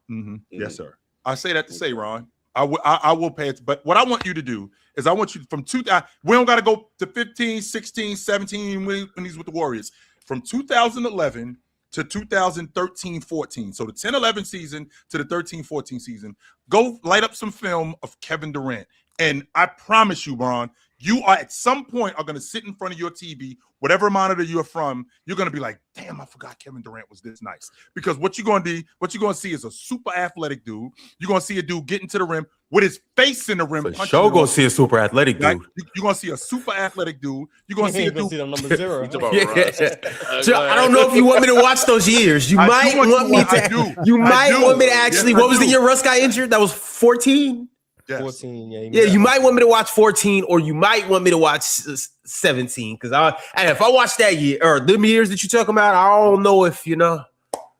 Ron, do you But think? I got you. Ron, do you think that Wemby's already better than any version of Kevin Durant? Real talk. Why are Yeah, you doing this to me right now? this version of Kevin Durant, maybe so. Today. I have a conversation with you about this version of Kevin Durant. See, But any These version are of Kevin No, I want Ron to answer my question. Here's Do the you thing. think Wemby right now is better Yo, than Morris, any Kevin version Durant of is Kevin Durant? cold, bro. You ain't gonna tell me I probably defend KD the most up here. Here's the thing, real talk. Better, I don't know. More impactful, I'm 100% willing to say that Victor Wembanyama is a more impactful player on a basketball game over 48 minutes than Kevin Durant is. Today. Okay, If who you was want the back, then best? you're better. Okay, you know, so Why let's is he not advance just the better? question. Let's advance the question exactly. Because Ron. better- he's better- finding different ways to say the same. No, Ron, who are the best players then that you can say that about with Victor Wembanyama? that they're Meaning, better like, than if you him, can but say that he's about more Kevin impactful. Durant, yeah, that he's more impactful. If you can say that about Kevin Durant, who else can you say that about then? I mean, That throw would some be names more out. impactful. Throw some names out there. I don't. Let's see. Tim Duncan. Tim Duncan, I can't say Tim Duncan yet because Tim Duncan brought it on offense and defense, and you know he impacted the key similar to how not in the same way, but similar to the way that Wemby did. So no, I can't say. Is he more Is he better than Jokic? More impactful than Jokic? I mean, I've already said that. I said he's the most impactful player in the league. So yeah, yeah, but this is washed Jokic, prime Jokic. like yes, 2 years yeah, ago. yeah. Steph. I knew you guys were gonna say Steph. This one's tough. Yeah, but I'm gonna say Steph, you are a unanimous MVP. This guy's a unanimous DPOI. And once again, you have to account for Victor Wembanyama at all times on the offensive end, whether it's the 3-point line, whether it's in the mid-range. And if I'm in the key, my whole defense is collapsed. So yes, he's more impactful. Changed the game, you fool. On offense. On offense. On offense. What are you saying? On offense. Oh, yes. Impactful. Yes. Kawhi Leonard. Yes. What? I'm going through the 2010 stars. So Obviously not Bron. Wait, Bron? No. We'll leave Bron out of this. So he would be the second most impactful. So Bron would be number 1. Wemby would be number 2, based on the 2010 stars. So that means obviously James Harden, Russ, Wemby more impactful. Wemby more impactful than Chris Paul. He hates. Yeah, you went a tier 2 Chris Paul do got a lot of impact and a lot of control over the game. Look, Chris Paul's higher on this list than a lot of people would care to admit. And guys, keep in mind, I'm not talking about who's the better player, because if I had to draft prime Steph or prime Wemby, Steph will be in consideration. I'm just talking about who's more. Steph will be in consideration. I'm just talking about who's more. I'm just talking about who's more impactful, who leaves their fingerprint on the game more. And Victor Wemby also rebounding too. Let's not forget about rebounding, making your teammates better. Dwayne Wade, Wemby, Kevin Garnett. I'm gonna go with K. I'm gonna not 2010s, 2000s KG. I'm gonna go with KG. I'm gonna go with KG. And the differentiator really is the passing. Is really the passing. Yeah. I can leave Shaq out of this, right? You baby. Okay. Damn. All right. We'll leave the diesel out of this. I can also leave Kobe out. It was close. Yeah. We'll leave Mamba out of this. Hakeem. We can leave Duncan out of this too.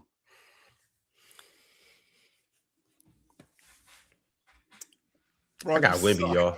I swear I got Wemby, y'all. This nigga over Hakeem? Yes. I got Right Wemby, now? dog. Yes. Holy shit. Yes. Impactful. From an impact. Bird and Magic. Nah, give me Bird Magic. In the stream, y'all. Give you Obviously- Bird and Magic, but Give me Bird and Magic. Hakeem? Bird and Magic. Obviously not Kareem. No, hell I don't need to go back to Will. Hey, I don't need to go back No, to Will. I said what I said yesterday. I meant it. He better than Wilt. Yeah, but I can just leave. But nah, Wilt's more impactful though. Wilt's more impactful, you know. And better. On top of that, I mean, you know, So, you know, 150, you know. So Wemby's one of the 10 most impactful players ever, basically, give or take. I mean, bro, when I shut down the key on both ends, like it. I'm just trying to get clarity. No, I'm giving you my explanation. When I shut down your whole, when you can't make a layup, that's a issue. When guys literally won't look at the hoop, that's an issue. I'm in passing lanes. I'm grabbing rebounds. Like, chill. Okay. And Steph Curry, Ron? On the overall game, we're not talking about just the offensive end. We're talking about every aspect of basketball. Rebounding, defense. No, we're talking about how do you no. We're talking about how much does one particular player impact the game. Yes. It's not a checklist. No, but it's not a checklist. It's not a checklist. So what I'm saying is Steph's offense can be more impactful than somebody's two-way play, is what I'm saying. And Steph Curry in 2016, he changed the way people guarded pick and roll. They obliterated the league.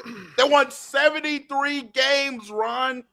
He was a unanimous MVP because of it. He was scoring 30, sitting out fourth quarters because they didn't have to play. I mean, we've seen another guy do that too. But when Wemby said out fourth quarters, he doesn't play enough minutes. Interesting. Oh, brother. Stop. Do you reckon Wemby can be in that well-rounded conversation? He's playing more minutes. I think so, Damien. I think he will be, Damien. Wemby's going to be in that? Yeah. Yeah. Wemby's gonna be he will be. In the well-rounded conversation. Oh. Yeah, maybe. I don't know. Wemby's impact is unique. Wemby's just a very unique prospect. Like I know what Ron's saying. Steph's impact is also unique. So you know. This nigga better win the championship. It's year Steph didn't win the championship. Steph ain't win that shit in 2016. What you talking about? He was going up against LeBron. Okay, that's different. Yeah, and we going up against Jalen Brunson, buddy. No, we're going up against Big Kitty. OG Anunoby. OG Anunoby. But I don't agree with Ron. I don't agree with Ron, but I know what I get what he's trying to say. Like Wemby, we never seen anything like Wemby. So time out. So Steph is just clearly more impactful offensively than Wemby is defensively. Oh, I thought you were going to say that Wemby is offensively. I was about to say you lost your mind. Yes, but yeah, yes. And I want you guys to know a lot of this isn't even offensively for Wemby. Like when I say most impactful, I'm more so talking about what he does on defense, how he just makes it so you can't look at the hoop the way you typically look at the hoop. And you just said Steph changed the way that people guarded pick and rolls. He changed offense and all of that. Wemby's kind of changing the way that people have to approach things on the offensive end. Teams can't just do what they typically do on the other 29 teams. We have to do things differently. I don't. That's facts too. I don't kind of disagree with the comp. I'm still taking Steph offensively though in that particular season. Steph Curry changed the way we play basketball. No, 100%. Like, but here's the thing though. If everybody could grow to be 7'4", then we would kind of say the same thing about Wemby. Not really, but you get what I'm saying though. Like everybody can shoot threes. Not everybody can be 7'4" and do the things that Wemby does. So like, and when I say change the game, because I know people are gonna be like, but there was the Mike D'Antoni's son. Yeah, I just leave it alone. I know what you're saying. You know what I'm saying. Particularly from a ball handler perspective, just getting up that volume of threes that was definitely like a James Harden / Steph Curry thing. That wasn't normal before then. So, just saying. All right, y'all. Well, it's definitely a hell of a time to be alive. We got the NBA Finals Game 4, and my man Dre Knows Ball tapped in with a super chat and said this. FYI, this is the greatest time to be a sports fan in American history, especially for me. I got Ohtani pitching for the Dodgers today at 4 p.m., NBA Finals at 5:30 p.m., and the World Cup tomorrow, Mexico versus South Africa. My bad. Mexico versus South Africa at 12 p.m. Y'all hyped? Not as hype as you reading that super chat. I know that for damn sure. I'm not hype about that. Mexico South Africa game will not be seeing me, but salute. You straight on Mexico and South Africa, Mom? I didn't even know the World Cup was starting tomorrow until KB told me. So, who's the favorite, by the way, Mars? Houston finna be lit. You gotta ask Damien. Let me rephrase the favorite thing because I tend to. Who are some of the best teams? I know Germany got a good team. I know Spain and France. I think France got. Germany used to be good like 10 years ago. I don't know if they're still good. Didn't they lose in the final in like 22 or something like that? Either 22 or... No, they lost in the group stage in 22. They were in the final in 2014. I know. It was in 2018. They lost in the group stage. I think Germany ain't been good for a while. That's what I'm okay. I might. But one of their most decorated scorer will be his last World Cup. Most likely. This World Cup's going to be a bunch of changing of the guards. Yeah, it's going to be a bunch of changing of the guards. Messi, Ronaldo. Right. Spain and France are the favorites. Okay. England are third. Portugal are fourth. Brazil is fifth. Argentina sixth. Germany seventh. We can keep going, but against us, nobody's at that point. So yeah, the biggest underdogs are Australia, Tunisia, Iraq, South Korea, Uzbekistan, Bosnia, Qatar, Congo, Czech. Panama's in the World Cup. Yeah, this one, I guess. This World Cup's expanded, right? Damien, what should I be expecting living in the city that's hosting the World Cup? A good time, man. A good time. The South America's gonna be in your backyard, man. I would be heading to the city because it's a very unique mix of like all these cultures coming together for the biggest sporting event in the world, man. So you'll be outside, you have a good time. Americans don't go are out wearing an opposing team's jersey.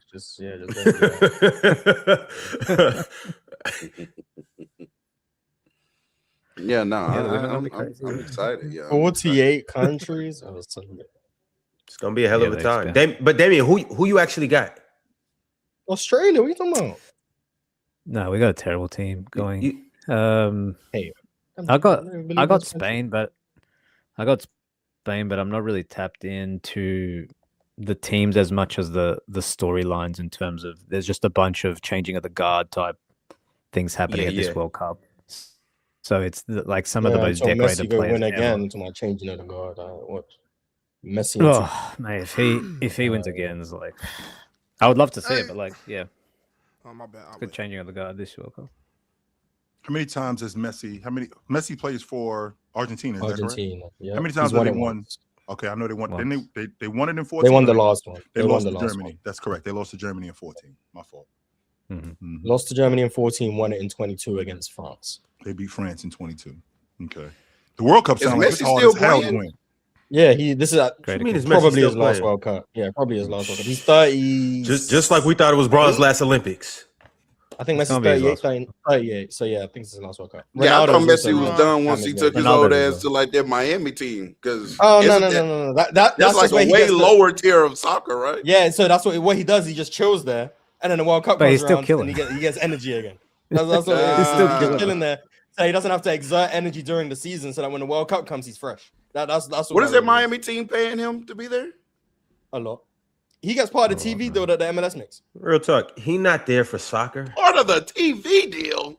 Yeah, he makes part like Oh, for the TV yeah. money that the MLS He has makes. one of the gets a most unique portion. deals Yeah, he gets a ever. portion. Yeah. Ron, you Yeah, know his he's doing contract out there in For Miami. real.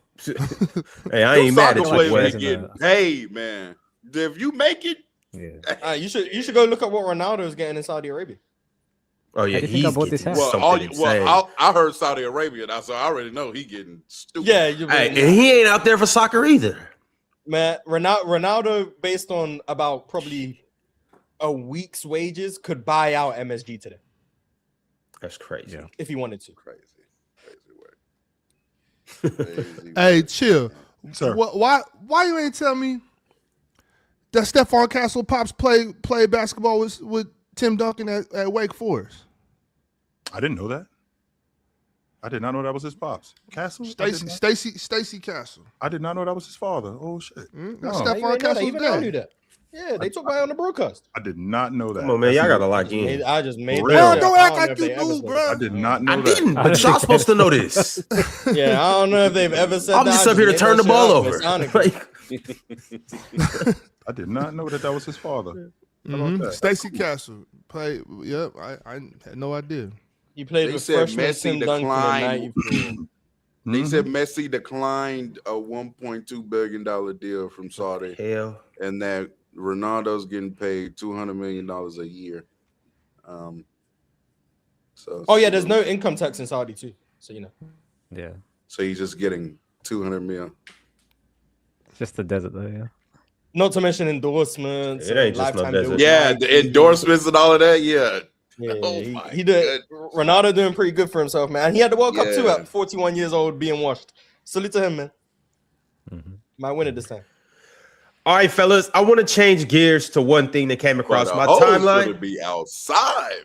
You We got damn Messi right. and And, Ronaldo in the building. hey, and it's the summer too. Yeah. Sun's out. Yeah. Oh, yes, it's up. It's up. And it's June too, Yeah, so it's sun. not as hot as it's gonna be in like midsummer and all of that. Hey, Man, it's raining. It's raining out here.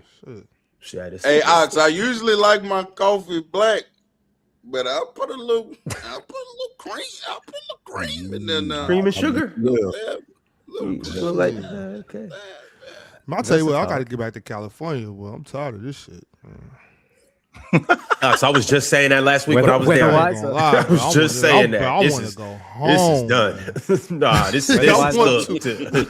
I'm telling you, this is cooked for me. Home. It's fucking cloudy, bro. It's June. It's supposed to be 100 degrees. Yeah, this is insane.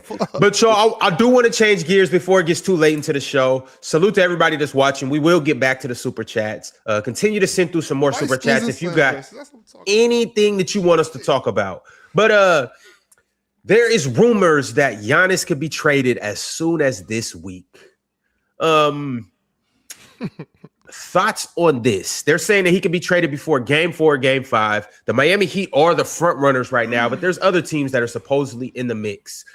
Should we start getting used to trades during the NBA Finals? Remember last year the Thunder made it, or it wasn't the Thunder, but somebody made a trade last year during the Finals. Wasn't I can't it remember Desmond exactly Bane? what it was. Was it Desmond Bane? It might have been Desmond Nah, I Bane. think that was a bit later. It wasn't? I Oh, think okay. I think Was it Desmond Bane Somebody was- got traded during the Finals. I can't remember exactly. Yeah, somebody who it was. did, but I can't remember who it was. I But thought it was if Desmond. this Giannis deal does happen, I think this can be like the start of it being a trend for people to start getting traded Yeah, it during the was finals. KD. I thought so. Yeah, it was KD. It was KD? Oh, okay. I don't like the- Giannis so- to so the- Miami though. I don't. So It just depends, though, real talk. It depends on what he goes for.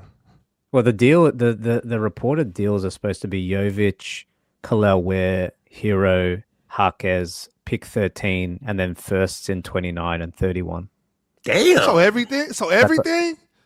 That's a haul, And it's yeah. Giannis. It's a haul. Jeez. It's a haul. Hell So no, he's I gonna ain't go doing from that. playing for the Milwaukee Bucks to the Miami Bucks. Well, That's I mean, what that sounds like. at least they still got So you keep Bam, Bam. Giannis and Bam. You keep and- Bam. They got Andrew You Wiggins gotta too. and Like, Norman. realize that in order and to Norman. acquire a top 5 player on the planet, you have to give up a lot of things. And No, then you I wonder why the understand roster's that, going to be Mark. empty when you get the top 5 player on the planet. This I is why do it's hard to understand So trade be the top 5 Davion players on the Mitchell, planet. Wiggins. Be Davion Mitchell. Oh, yeah, I Wiggins, forgot they still got Bam, Drew, Giannis, and whoever you want to put, and Norman Powell, I guess, if they're going to bring him back. So that's a What pretty you good guessing starting for? lineup. What's wrong with Norman Pierce? That's a good player. Depends on the I would physical. actually low key love to see the experiment of a 4 or 5 with Giannis and Khalil Ware. Like that could have been really intriguing, in my opinion. That might have been interesting. Do you you like? don't want to see Khalil- Giannis and They Bam? can keep him. They can keep him, but that's the package that's been reported. They put Giannis and Bam together, and then Bam doesn't score as much as they want him to score, and then it turns into I told you that Bam wasn't the guy. Bam isn't the guy that y'all think he is. When in reality, Bam is a complimentary player. Giannis is the lead dog, but his game and Bam's game, I'm not really sure that they complement each other. That's the thing that I'm having an issue with. Giannis has been the most effective in terms of championship level player when he plays with a defensive guard like Drew Holiday, like Bledsoe. Davion Mitchell. He's been the most effective when he's played with guards like that over the course of his career. When he's played with guards like that, he's been great. When you put alongside of him a stretch big like Lopez, it works. I'm not sure if him and Bam would be bumping into each other. I do think that Bam could facilitate the offense. I'm not sure if he could facilitate it a little bit better than Giannis, because I think Giannis is a better distributor than he is. But I'm not sure if this thing could work between these two guys. Well, chill. That's why it's really unfortunate what happened with Scary Terry. Because if you had Scary Terry on that roster, boy, Do you like it defensively, Chill? they cooking. I love it defensively, yes, because I think Yeah. the reason why I like it defensively is because Giannis is a better rebounder than Bam. I think Bam is a better rim protector than him, so I think they complement each other defensively in that aspect. I think that will work.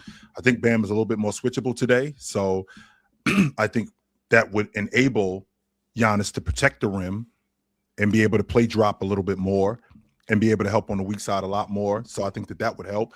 But offensively, I think that's where the divide's going to be. Mm-hmm. Yeah, I don't like the fit offensively. Now there is also still reports though where a place I would like him, where apparently he wants to play for a historic franchise possibly, and Boston's still on the table. Okay, Giannis in Boston makes a lot more sense to me, right? The court is spaced. He has a lot of driving room and a lot of driving angles in that offense. He got to shoot the three, real talk. He's got to be able to shoot it. No, He has to be, yes. Cater wasn't He shooting can't go- threes. He can't go to Boston then. Who wasn't Who shooting else threes, do you have to Ron? shoot? Cater. It'd be for Jalen Brown, though, right? But the difference with Cater is they're going to use Giannis different than Cater. Like Cater was a cleanup guy. That's not what Giannis is going to be. Giannis is going to be a ball handler. Chill. Joe Mazzulla's Giannis too is gonna good of be a coach Giannis. to bring Hey, Giannis who- over who there and wants to have be him a- over I'm there. not worried shooting. about the shooting. I think You Giannis- said I- Giannis I has think to shoot Giannis- Chill. threes? There's I no, think it's Giannis no on that way. Boston It's no team- way. Joe Mazzulla brings Giannis over there and has him chucking Joe threes. Mazzulla's not an idiot. Well, He's not just gonna have Giannis I'm not shooting worried 7 about the threes because shooting. I didn't say he was going to shoot 7 threes, but Giannis is going to have to play out there. He's going to have to shoot the basketball. Maybe one or to get two a down game. there. No, he's gonna have to play down there to get to the rim. And what are we drive. what are we giving up for Giannis? Are we giving up Jalen Brown? Or Jalen Brown. Yeah, Jalen Brown will have to go. do that. Yeah, deal. Jalen Brown. Yeah, it'll be Jalen Brown and like a pick. I Man. don't know. And yeah, and Boston, because of Jalen Brown, they have a far better one player and a bigger contract to match Giannis to where they don't have to give up as much as a Miami. So you can kind of Right. trade and still keep a lot of your team intact.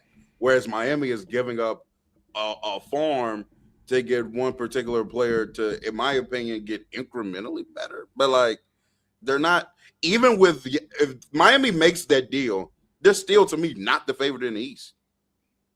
So, I mean, it's hard to be the favorite in the East when you blow up the team. Yeah. Yeah. So, like, if the Boston happens and you just give up like Brown, probably one more player, and maybe 2 picks, you can have possibly. Yeah, something like that. Yo, it's not going to be a straight up trade though. At least I don't think it's going to be a straight up trade. I'm pretty sure it's going to be a 3-team, 4-team trade. There's going to be, more intricacies to it that we know about.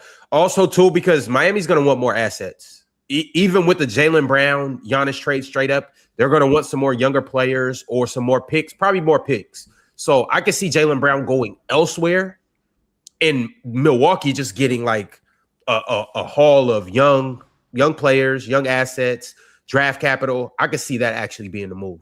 Mm-hmm. I think Miami might be getting desperate now for a star. I'm just trying to figure out, because what happens with Jaylen Brown now coming to Milwaukee? Like, if we're Milwaukee, why are we doing this again? So I'm clear. Oh no, Jaylen Brown will go to another team. Yeah, I just want to make sure. Why are we doing it? If we're Milwaukee, why are we doing this? I mean, you flip Jaylen Brown. You can flip Jaylen. Yeah. So we're flipping Jaylen Brown again, who's not better than Giannis. He's not better than Giannis. But you're sending Giannis where he wants to go in this. Okay, we're sending Giannis where he wants to go, but I don't know. I'm sorry, Miles. Hi, I mean, this is my business, and so you send Jaylen Brown to like the Hawks or some shit, and you get assets from the Hawks. I need draft picks. That's number one. That's what I need. Hawks have draft picks. Yeah, the Hawks may have draft picks, but I need high draft picks. Like, I need top. They have the 8th pick. They got the 8th pick now. Yes. So you get the 8th pick of them. You get, obviously, former number 1 overall pick 2 years ago, Zachary Sachet. No. You get former 8th overall pick 4 years ago, Dyson Daniels. Where's that Pelicans pick? That's the 8th pick. That Pelicans pick is in Atlanta at number 8. Yeah. So hold on. The Bucks now would have the number 8 and number 10 pick in the same draft. They would have the 8th pick from the Hawks, the 10th pick for themselves. And if they wanted to, they could package that with a team that apparently the Clippers are looking at moving down. You could package that to maybe move up to 5. I don't hate that. Get the 5th pick in the draft. Do something. I don't know. Like, I'm spitballing here. I haven't thought this through. But that's what you do. You flip Jaylen Brown to Atlanta if you got Giannis to Boston. That's really all it would take. And Jaylen Brown comes to Atlanta, and which is his hometown, by the way. Yeah, which is why I'm saying Atlanta. But I'm moving off. Who am I giving away? I'm giving away Dyson Daniels, and I'm giving away Shea, and I'm giving away I'm giving away the number 8 pick. So who's my primary ball handler now? That's Nickel. Is that Alexander Walker? And Ryan Rollins is. Oh wait, what team are we talking about for the Hawks? I'm talking about in Atlanta. Who's my primary ball handler now? You still have CJ and Nickel. I still got CJ and Nickel. These are my guys that are, and yeah, Jalen Johnson. So yeah, and Jaylen Brown. And Nickel's gonna I don't hate it. You got 2 Jalen's. Financially, it can't just be on Yekker at the 5. Yeah, I don't hate it. I don't. I don't think financially it has to be more than Dyson. But once again, I'm still not of the belief that Giannis is leaving. Like, I'm not sold on that. Like, I wouldn't be surprised if Giannis is still on this team. So, but I've been here for a while. Now, if he gets traded in 3 days, whoops. I think the owner has. I'm not entirely sold. This time, Mars, I would be shocked if he's still on the team. And I haven't said this any other times, by the way. This time, though, I just feel like it's run its course. It really has. I think they've done everything that they could do, Mars. Yeah, I think that they did everything that they could do to build this championship unit around him, and I think that we're in a space now where it's time to move on. We've done everything that we could do. And there's two forces at play here. There's 2 forces. There's that force, but then there's also the force of, like, for Miami, for example, it feels like they're in desperate need of star power for some time. And it feels like it's time now. Like, there's actual pressure on them because they missed the playoffs and things. Yep. You miss out on Kyrie. You miss out on Durant. You miss out on Bradley Beal. You miss out on Damian Lillard. You miss out on Donovan Mitchell. Like, you miss out on De'Aaron Fox. Like, I think it might be those 2 forces coming together now and the deal happens. Makes a lot of sense, I think. Miami could, but Miami could be that 3rd team that ends up with Jaylen Brown. You know what I'm saying? That would be Celtics. No way the Celtics let that happen. No way. You never know. I mean, if the Celtics get Giannis, what do they care? Probably got to move. Okay, leagues. now that's different. Yeah, like what do they care if they get Giannis and Jalen goes to Miami and Miami sends some pieces to Milwaukee and the Celtics send another player to Milwaukee and all of that? Like, what do they care? We got Giannis. You can have whoever the hell you want. You know what I'm saying? That's how I look at it.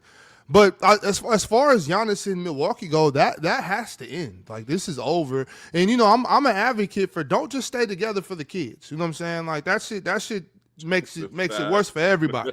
You know what I'm saying? I can get with like that. like for real. Like, you don't no kid want to get raised in no toxic ass household where y'all cursing each other out, slamming doors and shit. Only like, if you can fake it until you make it. Only that ain't no way to live. And kids are observant. You know what I'm saying? They know that. And so in this instant, the fans are the kids. You know what I'm saying? Like, don't just do this for us no more. We're tired of this toxic shit.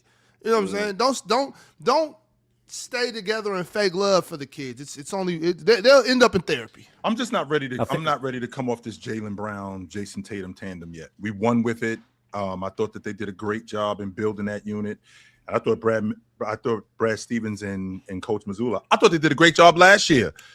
And what this group, if you have a healthy Jason Tatum, I think that this group is much better. I'm not ready to break them two up yet. I think Giannis is going to stay in the East, though. Right? I think Giannis is for sure going to stay in the East.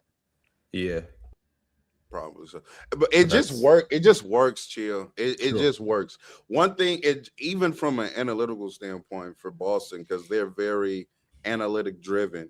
Like, they have the 3-point volume, right? They have the 3-point shooting.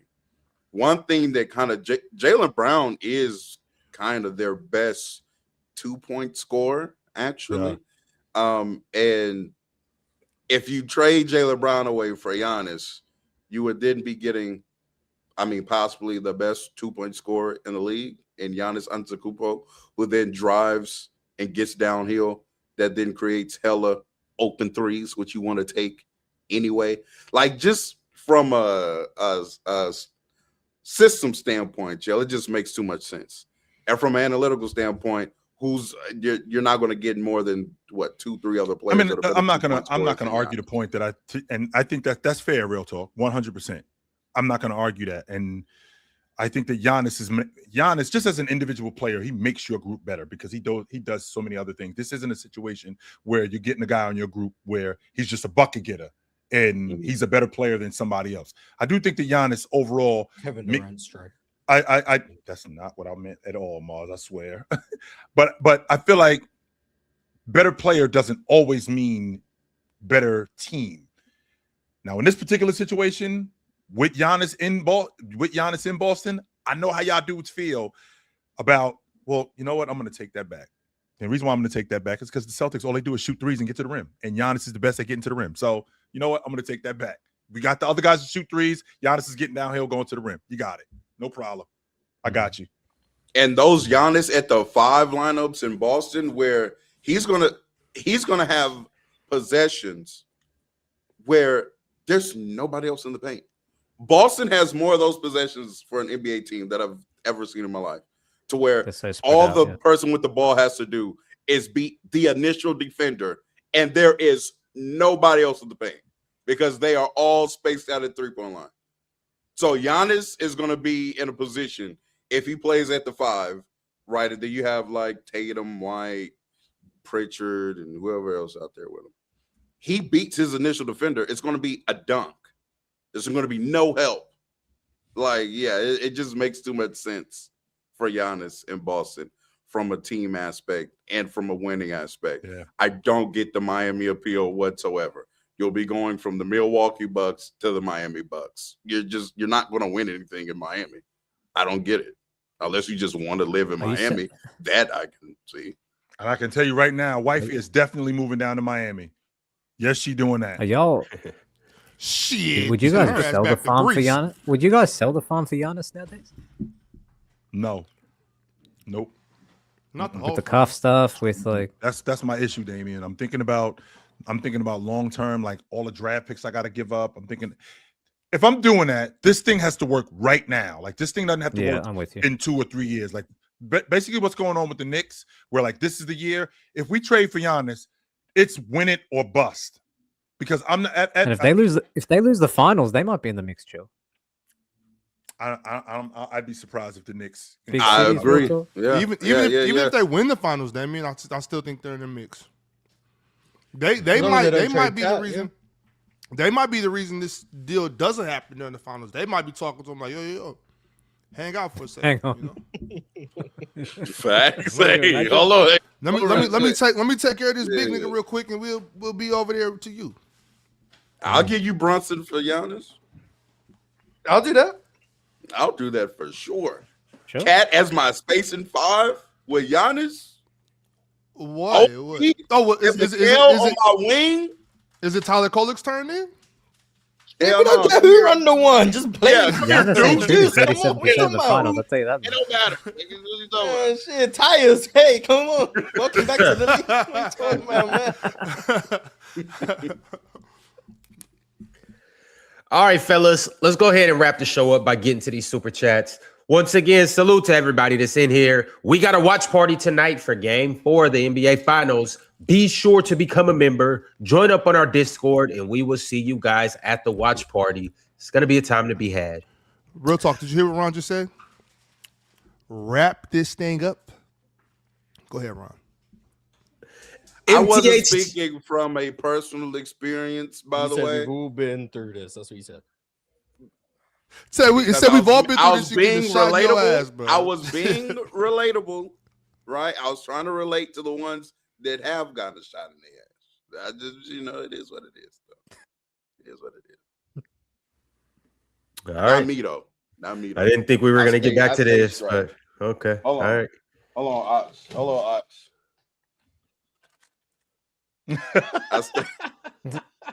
I stay. Yeah, we good over here. Yeah. All right, y'all. MTHJ301 sent through $10 and said Giannis, Kuzma, and Ryan Rollins for Towns, McHale, Deuce McBride, and picks. Or Giannis to Boston, Brown to Atlanta, Jalen, he meant Jonathan Kuminga, and picks to Milwaukee. That's some 2K shit right there. I'm not trading all of that for Giannis. Yeah, that's some 2K shit, right? That's way too much. I'm not doing all of that. Yeah, the Knicks will be tripping to do something like that. Man, you can get Brunson, and how much money does Giannis make? 47 million, I think, this season. A lot, yeah. Oh, you know what? No, Brunson 54 this year, 58 next year. Brunson, you messing up. That's why he took the low contract, because he knew. Yeah, he low key messing up the He trade. think he's slick. He knows you can't move him. It was a little 30 million gonna do. Messing up the trade. You out here making nonsense money. I can't trade you. Him and Josh Hart love each other so much, man. What Josh, the hell is Jalen Brunson go on make? with your partner. I gonna make up 20 mil. Oh my. Yup. Josh Hart, go over there. Josh Josh got it. Yeah, I forgot about you. Josh Hart and Jalen Brunson for Giannis. I'll do that. Yup. Hell yeah. If I'm the Knicks and if I'm the Bucks, I don't want to do that. If I'm the Knicks, we got a good thing going. I'm not about to trade for Giannis and his calf get the messing up and all of that. And if I'm the Bucks, I don't want Jalen Brunson. Respectfully, I don't want moving forward because we are trying to rebuild and be good for the foreseeable future. I don't want Jalen Brunson, Josh Hart, and whatever. Like I'm good if I'm both sides. But all right, the next super chat is from Cultured Bandit. Cultured Bandit said, "Are you guys gonna buy Tom Brady's new drink?" Tom Brady Is it tequila? What is it? Is it a sports drink? It's a sports drink that allegedly is named Good Nut. Now, I don't think that's true. I think that's Photoshopped. Time to Google. I think it's Photoshopped. It has Well, to we're be talking. good If you're coconut. early, It has to be. earlier you said you're fresh out of it, so maybe just buy Tom Brady's drink and It's no way that they would sell that. Like it's a coconut drink. It's a coconut drink. Yes. It will sell well. It will sell well, man. Yeah, You guys the will name fucking Good itself is definitely getting TikTok is gonna go buzz. crazy with that. You know all the reels. Well, TikTok don't got reels. What do they got? Shorts. Is it really called Good Nut? According to what I'm looking at, that's all the chat names I'm seems to seeing. But I don't know if that's actually the chat name. seems- That's what I'm seeing. You could just get regular coconut water, or milk, or whatever y'all. Go get Tom Brady's drink. Go get them good nuts. All right, Spanish Jose sent through $5. Spanish Jose said, "Y'all go straight to Steve Nash when it comes to Brunson. Like Tony Parker didn't go to the championship and won Finals MVP." Shout out to Tony What's that Parker. got to do with? So slept on. Tony Parker's super underrated, man. Is You know, Jalen Brunson better? he's never talked about in the point guard conversations. I don't understand why. Yeah, because I think most people consensus have him as like one of the best, but no one has him top 10. But like he's always in that next group down where it's like That's where I have him at, right outside the top 10, like yeah. 12 to 15, like in that. Most people have him on the right outside the top 10, but he's not really going to be in the top 10 for anyone. Yeah. So that's why he doesn't really get spoken about. Because when you make top 10 point guard lists, no one has Tony Parker, apart from the people who'll be like, oh, he's actually better than Chris Paul. But like for the most part, Yeah, Tony- point guard is that's a tough top 10 to crack. I ain't gonna lie, that point guard is hard. Now, and up if here he is was because we're always praising Manu Ginobili, so Tony Parker gets pushed to the wayside. if he was a 2 guard, he might be like the 9th best shooting guard ever. He'd 'Cause still that's be kind of a somewhere behind weaker Manu position. Ginobili. Looking at my 2 guard list, yeah, he wouldn't be in the top 10 on that list, respectfully. Who's But your 10th? Who's your 10th? I had Manu Ginobili. He's just not. Okay. At 9, I had George Gervin. Like, and there's names that I didn't have. Sam Jones, who I think was better than Tony Parker. Like, he's not gonna make it. But Tony Parker was a really, really good player. Really good player. I just don't think he's gonna be a top 10 player all time at his position. But he's always gonna be one of the better players at his position. He was one of the better players in the league. Definitely in terms of like the downhill driving stuff, the finishing, the touch, like the speeds. It was amazing. He had the mid-range game once you get to like 09, 08, I want to say. Yeah, like 08, 09. Like once you get to that point, he's making mid-range jumpers at a high clip. Like Tony Parker was a really, really good offensive player. And don't forget too, he's one of the better rapper basketball players too. That joint he got with Fabulous, that shit was a banger. Tony Parker? He rhyme? He raps? Yeah, y'all never heard that song with Fabulous? No. I haven't heard it, and I'm not going to listen to it.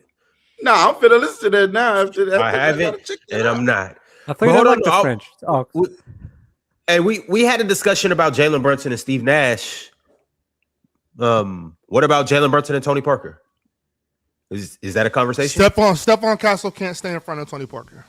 That might be true. That's 100% fair. But I'm just talking about these two as players. Is this a conversation? Parker is better downhill. Parker's a better paint scorer. For sure. I think Parker's better in transition. For sure. I definitely think he's better on defense. And he wasn't great, but I think he's better on defense. I think he's a better. Nope, I'm not going to say that because I don't think that. I think I was going a little bit overboard. I was about to say I think he a better bucket getter than Jalen Brunson, but I'm not going to go that far. No. Yeah, call yourself. Good work. Yes. No, I'm not going to do that. I think he was a better Who's the floor better leader. distributor? Tony Parker. Brunson. I think it's Brunson. Yeah. Brunson, when he's not in his, I'm shooting everything back. Tony Parker was slightly selfish. It's just like he didn't Not average slightly Oz. He was a but I mean, what I mean by slightly is like no one In a good way, acknowledges it though, because like sometimes. he ain't really he didn't average 30, so no one calls you selfish averaging 18. Yeah. Like just no one does that. But Tony Parker was a selfish player. Yes, Man. he Well, you was. remember the He year was- that the Having year they Duncan lost to and OKC. Ginobili. The year they lost They to had friction OKC, he because of was they lost because he was looking Kawhi off, he was looking Manu off. He's about 2016, right? Yeah, he was looking him off in those last few games.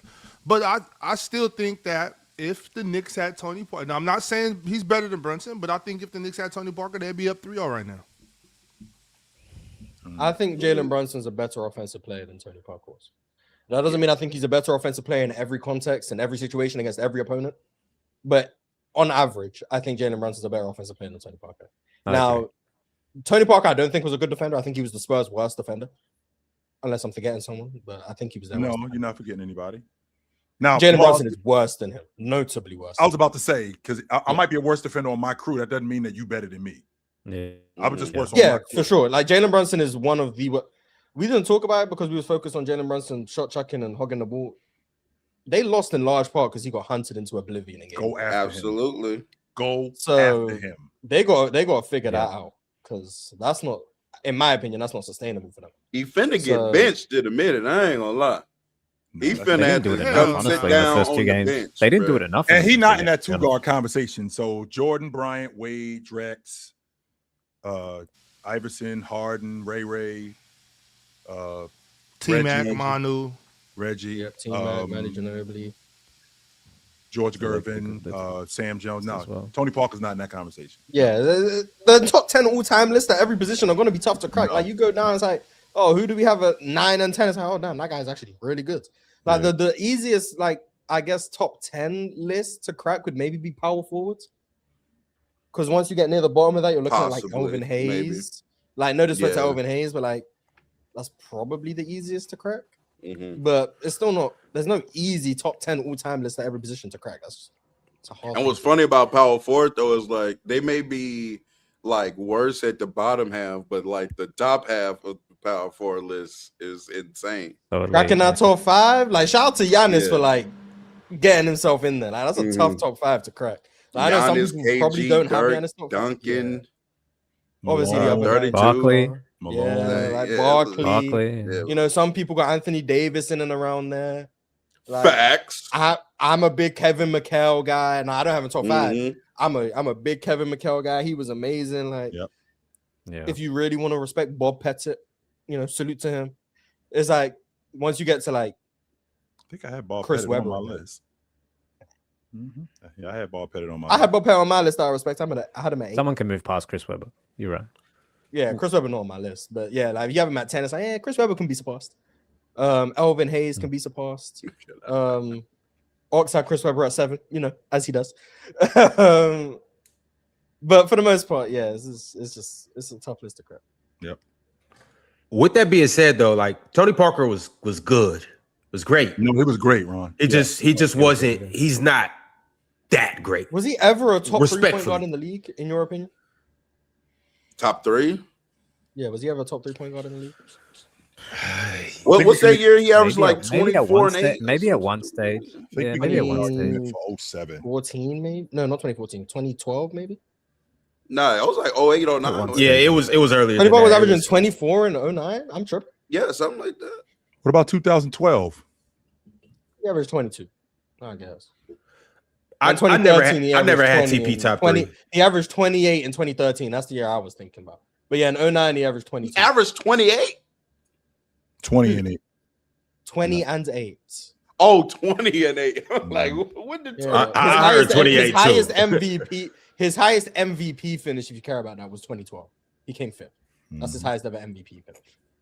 Yeah, I Tony never was had cold. TP top 3. Tony was He was cold. I never had him top 3 though. I will say this though about him because we talk about like guard finishers a lot of the time or under the rim finishers, and obviously Kyrie kind of like dominates that conversation.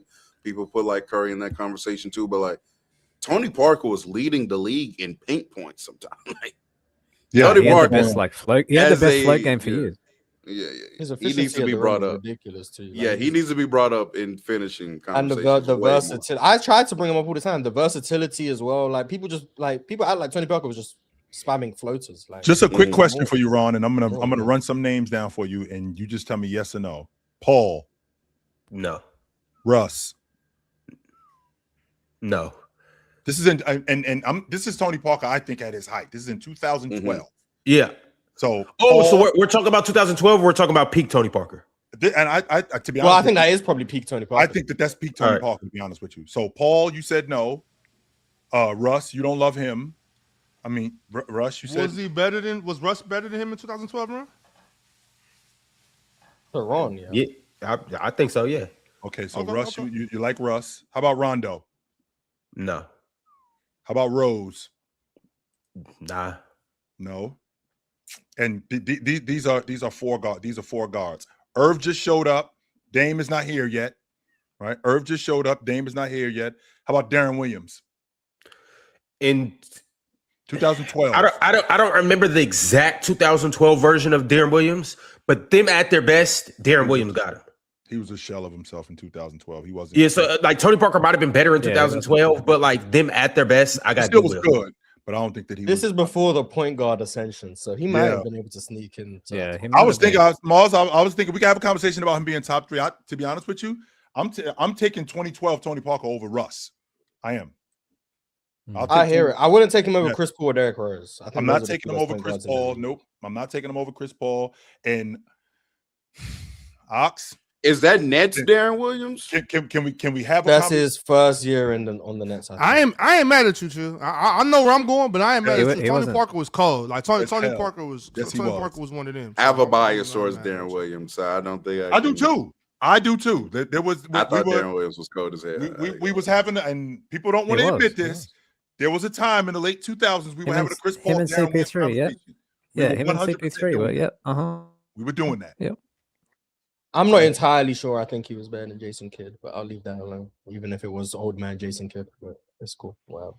In 2012, Jason Kidd was still one of the best guard defenders in the league. That holds weight to me. I could get with that. Regardless of he's averaging 11 points. I don't even know what he averaged. The fact that he was one of the better guard defenders and Tony Parker, for lack of a better word, was not. That holds weight to me, personally. Do you still feel that? Do you feel that way about Tony Parker being one of the best guard finishers in the game and still being? Absolutely, that holds weight to me. Yeah, absolutely. Yeah.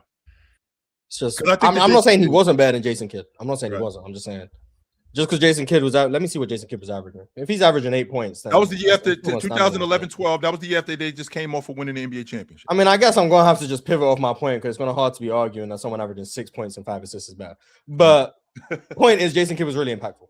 Yes. It's just gonna be hard. I think you might have misremembered, like, the people kind of equate old J Kidd kind of as soon as he gets to Dallas. But like, no, yeah, he was still like a top 3 point guard in the league. Like, I think he got there too. I want to say in 2008, maybe something like that. Yeah, he got there 08. He still was awesome. Yeah, all I can say when I watch those old Dallas games, he wasn't better than John I Wall. watched their title run and I watched them in 2012. Yes, he was. Jason Kidd, in my opinion, is the second best player on that team. In my opinion, and he's averaging. When they won a championship. When they won a championship in 2000, yes, him and Tyson Chandler are their second and third best players. I could get with that, and he's averaging 7 points. So that's all I'm saying. I will take year 11 Tony Parker over year 2 John Wall. Yes, I will. Mm-hmm. Now 12-13 John Wall wasn't he like 19? 11-12. Oh, 11-12. Okay. 11-12. I can get with that. I can get with that. Tony Parker was good, man. Yes. And I know that like Wall was like 20 and 19 and 8 or 19 and 9 or something. I can't remember. Can we have a conversation about Tony Parker and Rondo in 2012? Or are you good? Like I said, if you guys have Tony Parker, I'm fine with that. I got much love and respect for Tony Parker. Yeah. I mean, that is around like peak Rondo, huh? When we get to but you know you can't change my mind, but I know that's not what you're trying to do. You know what I'm saying? So, I'm not. Like I respect it. Tony Parker was cold. It's ice. He was. You know what though, y'all? Let's get back to some of these super chats. Though. Let's do it. Mm-hmm. And also, Marks, because you made that statement about J Kidd being the second best player on that team. I just want to remind y'all and shout out to Caron Butler. I know he got hurt that season. I was waiting for you to do that. Yeah. Oxen, this goddamn Caron Butler thing, man. What happened to like Caron was good, man. Caron was good. He was Caron's gonna lure Giannis to Miami, bro. Don't worry about that. What do you got to say about Caron, Chill? At that time, no, Ox. I mean, there's a reason why. I mean, didn't he get hurt or something like that? Yeah, he got hurt. He was hurt in 2011. He ain't playing the playoffs. Yeah, he got hurt. I remember Caron Butler from like the All-Star days, Caron Butler, but I mean, he was great putting the ball on the floor with his strong hand. He had a really good pull-up game, and he was strong as a fucking ox. No question about that. He could get to the rim with the best of them. But I think that I think that we in 2011 we loving the other version of him and putting him in that space, and he wasn't that nice during that time. I think he was still good. He was that second leading scorer. Yeah, he was averaging what, 19, 18? I don't know what he was averaging. I'm pretty sure he was that second leading scorer. Yeah. I could check. Yeah, I'll check. He could definitely put the ball in the basket. Had a face-up game too. I ain't gonna argue that nice. point. Yeah, I mean, he was. Yeah, it was nice. I'm sorry. You was getting to the chats, Ox. My fault. Oh, well, Ron's back. You got it. All right, fellas. The first super chat or the next super chat I got is from Brooklyn 94269. Brooklyn said, "Real talk. If they should call all the fouls, who gets fouled more, Brunson or Wemby?" It'd be a free throw off. Both of them be at the line. Everyone would foul out if they called all the fouls. Yeah. Keldon Johnson would last about 48 seconds. Correct. And Cat would foul out in the first half. So can't call everything. All right, Christopher Drake sent through $5 and said, how surprised would y'all be if Dylan Harper is better than Cade in 5 years? I'll be 29-year-old Cade? Yes. And 25-year-old Dylan Harper? 24, something like that. Because I think he's like 19. I wouldn't be surprised. 20. I'd be 1/3 surprised. Yeah, I wouldn't be surprised. I'd be surprised if he was better than Cade in 5 years, because I think that's 28, 29. I think that's peak Cade. Yeah, that's gonna be peak Cade. Yeah, That's gonna be peak Cade Cunningham. And so if you I tell wouldn't me, be surprised though, still. if you're telling me that Dylan Harper at 25 years old is better than peak Cade Cunningham, this is the same Cade Cunningham was doing what he's doing, then that means that we got a completely different upside to Dylan Harper. I don't know. How much better do y'all expect Cade to get?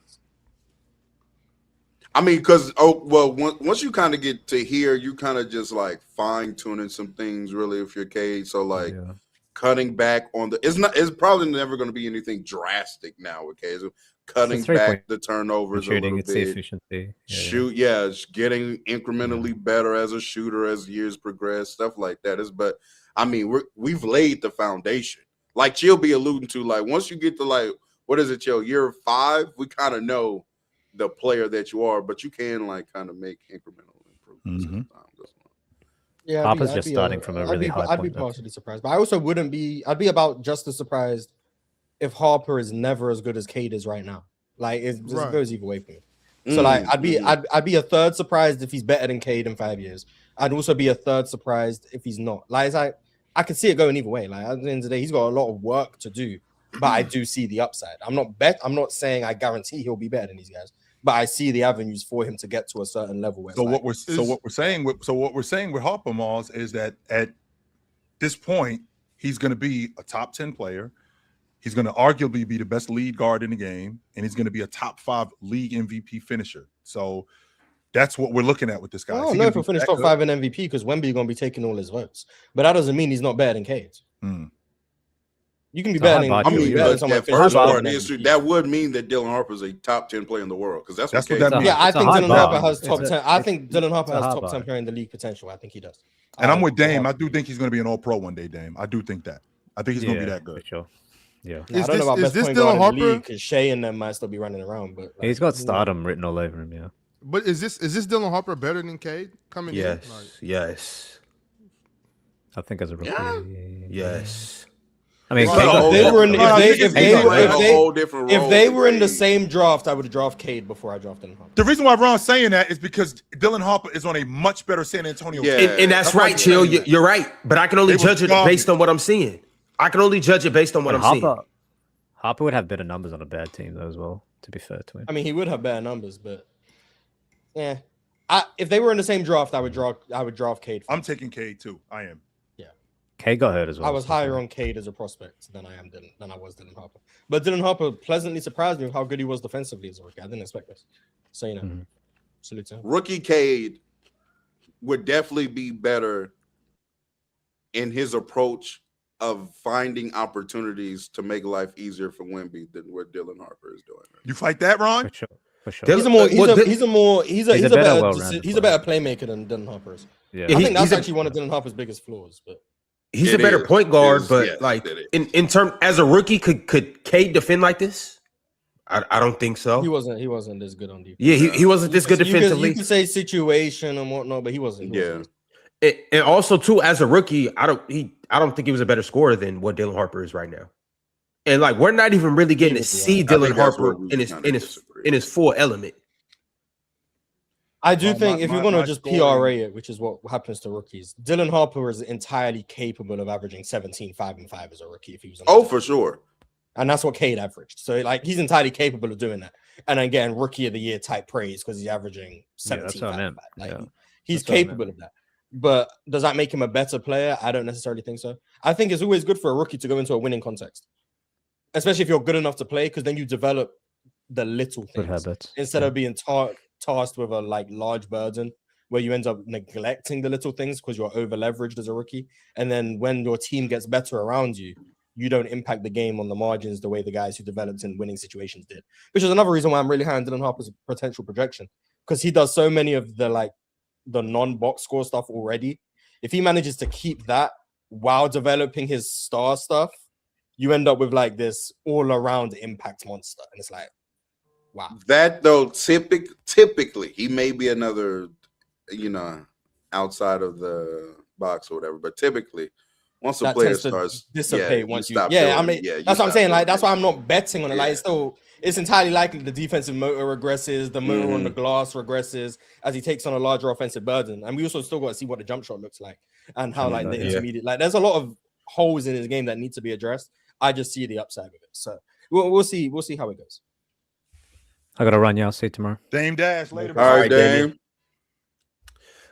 Icarus 2003 sent through $5 and said, how good is peak Giannis's defense compared to the first defensive teams of today? Who was on the first team? So it was Rudy, Wemby, Asor, Asar, and Derek White. He's better than Derek White.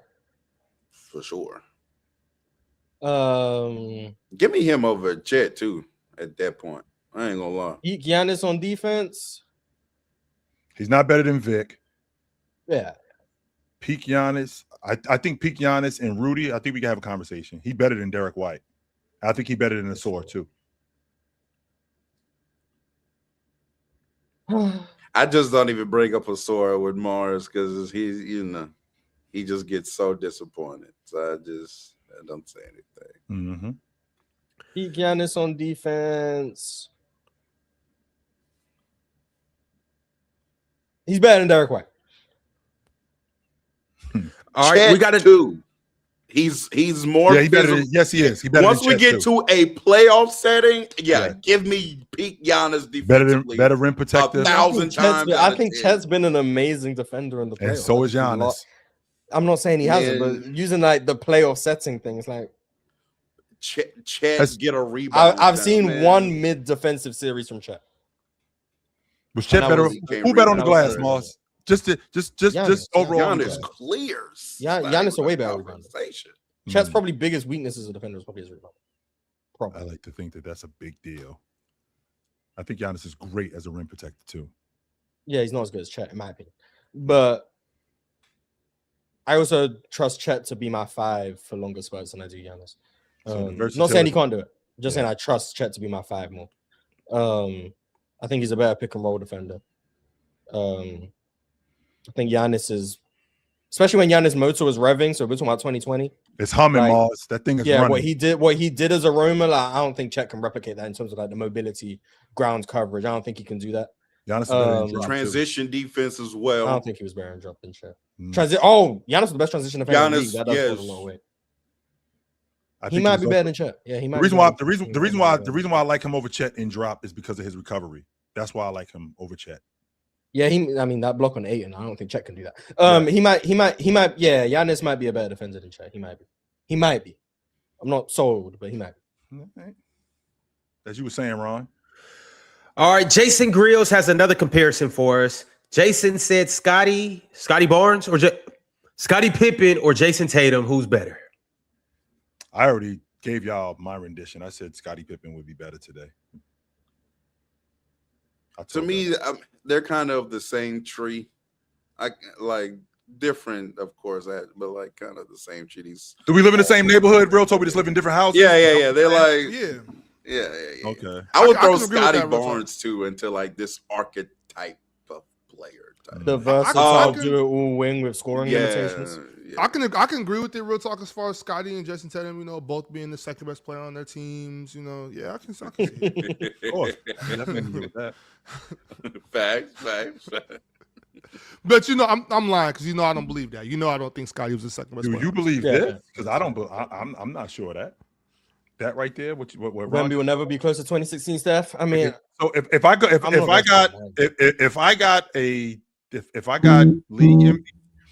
league MVP, defensive player of the year, NBA champion, NBA Finals MVP, if I got that more than once, I mean that's not that's not comparable to 2016 Steph Curry. Because I like to think that if he's doing that in a season, I'd like to think that if he's doing that in a season, that level of player, if he's playing at that level, it's pretty difficult for me to scoff at that. And don't get me wrong, I think what Steph Curry did in 2016 is unimaginable. Okay, it is. Even though I think Kawhi Leonard should have got an MVP vote.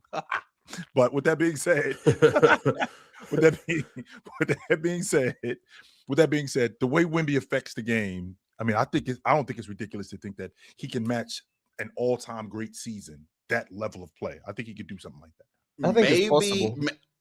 Maybe it doesn't change the result, but I do think Steph Curry's 2016 playoff run kind of it dims the light a little bit on that season. And he got hurt right before the playoff run, by the way. Like, he wasn't playing in the playoffs as the Steph Curry that was playing in the regular season. He got hurt in game 1 of the playoffs. Yeah, game 1 of the playoffs. So, and he was, by the way, he was frying the Rockets in that game. He got hurt in the correct. He had like 23 in the first half. Yeah. And like no misses. It was like he was going crazy. It's like, oh, it's translating, and then he got hurt. And then everything injury was some bullshit too. Like, it's literally, he literally got hurt in the first half of game 1 of the playoffs. He had 24 points, 7 rebounds, 2 assists, 3 steals on 8 of 13 shooting, was 5 for 7 from 3 at the moment in which he got hurt. Like, it was like one game sample. We don't know what would have happened. It was translated. No, we know what would have happened. We know exactly what would have happened. He comes back and it just wasn't the same like the whole time back. And then he got hurt again in his first game back again against the Rockets. So like he got hurt twice in the Rockets series, and it kind of just messed everything up. But see, that second half of that season, I missed a lot of the games because that's when I left. I was, games were coming on like 3 a.m. I was in Australia, so I didn't see all of the rest of that season. But from what I did see, Kawhi was clearly the best player that year. Steph was also at plus 28 in those 19 minutes, so they were running Houston out the gym. So shout out. If Steph Curry had if Steph Curry had replicated in the playoffs what he did in that regular season, we would have been saying he was hands down the best player in the league. So that's what I was about to ask you, real talk. I was just about even if they lost to the Cavs. Well, I feel like if he's playing at that level, I'm with you. But even if they lost, don't imagine 3-1 blow. Don't do the 3-1 lead thing. Just if Steph, they beat the Cavs in 6. They beat the Cavs in 6. Let's say that. Opposite. I'm saying. Or they lose to the Cavs in 6. But they just lose to the Cavs in a 6-game competitive series. But Steph Curry balls. But Steph is Steph. Steph is regular season Steph. You think people are leaving saying he's the best in the world? I don't. No, I don't. Not maybe not the best, but it definitely because at the end of 2016, the conclusion was like, oh yeah, Bron's here, and then it wouldn't have been that though. It would have been like, but real talk, what were you? They're the 2 best in the world. We're gonna be seeing this for some years to come. That's what it would have been. But real talk, what were you saying at the end of that season? So at the end of that regular season, and even at the end of that season, because Steph was on a whole nother level and got hurt in that first round of the playoffs. So with all that knowledge, where were you at with who's the better player between Steph and Bron? Were you still Bron? By the end of that regular season, I'm pretty sure my senior year high school self was saying that Steph Curry was the best player in the league at that time. And then the playoffs happened. What Steph was doing was unimaginable. Yeah, what people like 2016 Steph is a mythical player. And by the end of the postseason, though, I was like, nah, Bron got it. Like, when that happened and then Bron does what he does, I'm like, yeah, nah, Bron. I mean, what does that say about Steph Curry? And what is that? But for me, that says a lot about James, because as awesome as Steph Curry was, I still didn't think he was better than James. And he was fucking incredible. I'm gonna tell you like this: after that the 2015 season, not even 16. It was the 2015 season that had me saying different things about Steph Curry. Yeah, I remember what you were saying. What was he saying? Bro? What was he saying? I'm not gonna. Hey, I'll say a lot of things about Ox. I ain't gonna throw this on Ox stuff. I ain't gonna do this. It's okay. Hey, we family. We family. Everybody here. I love y'all. Y'all love me. Oh no, Ox, put it in the context though. I think that day I was at basketball practice. And I had potentially missed some of the game, and I don't remember exactly what happened. I just know that you was doing something, I was doing something, and we came back later after the game and linked up. No, I think we caught even the fourth quarter of that game, if I'm not mistaken. And it was just. But you was already watching it though, so I had seen most of it. Yeah, I had Steph Curry. Oh, I was on some shit like, yo, Jordan who? Like, nigga, what is going on? Verbatim. Like, Verbatim. bruh, this is Verbatim. the best thing. This at that for those couple seconds, I just lost all touch of reality. I was like, I was having a different experience. It was like the most crazy thing I'd ever seen. Like, yo, Steph Curry is the best basketball player I've ever seen play basketball for that day. You couldn't tell me shit about Steph Curry, bro. I'm not. I was had 10 years couple- old, but you couldn't tell me he won. Like in 2016, I would wait. Shout out to Free Dawkins on YouTube. Shout out to him. He used to post the highlights after every game, and 10-year-old Mars was not staying up till 5:30 to watch Warriors games. But best believe I woke up the next morning for school. Let me see what Steph did. 37 points, 9 threes. I was like, Yup. I've never seen anything like Mars, this. he I was wasn't let the ball tapped into go. the lore of basketball before, so like I didn't.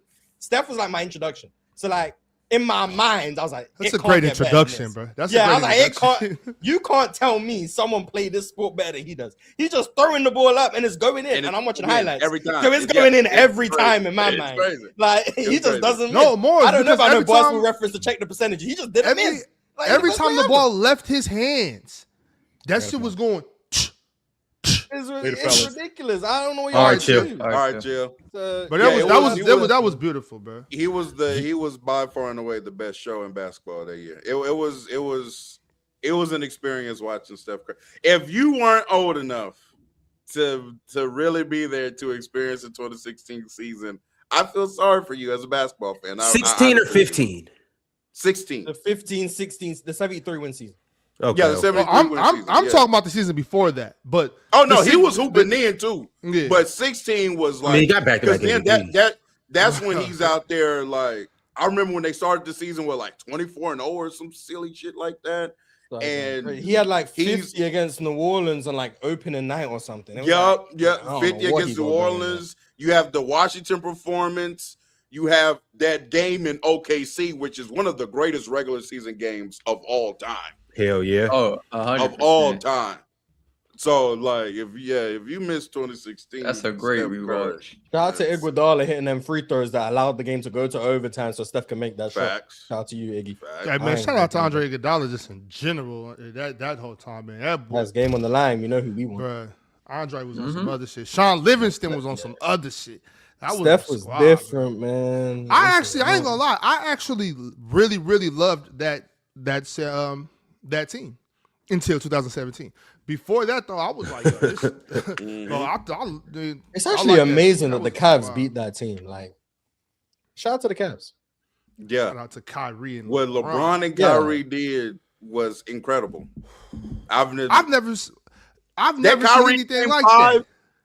that's one of the best shot making games I've ever seen in my life. He was like 17 for 24. He just ain't That making It shit was was ridiculous nuts, what Kyrie bro. ever. That was just a great year of basketball. I'm not gonna lie. Have y'all ever You know- seen like the edit? Kind of. I think it might be like a 5-minute clip of just kind of the progression of that series, and then to the point where I think the Warriors were kind of acting like it was over, laughing, bullshitting or whatever, and then Kyrie and Bron turn up.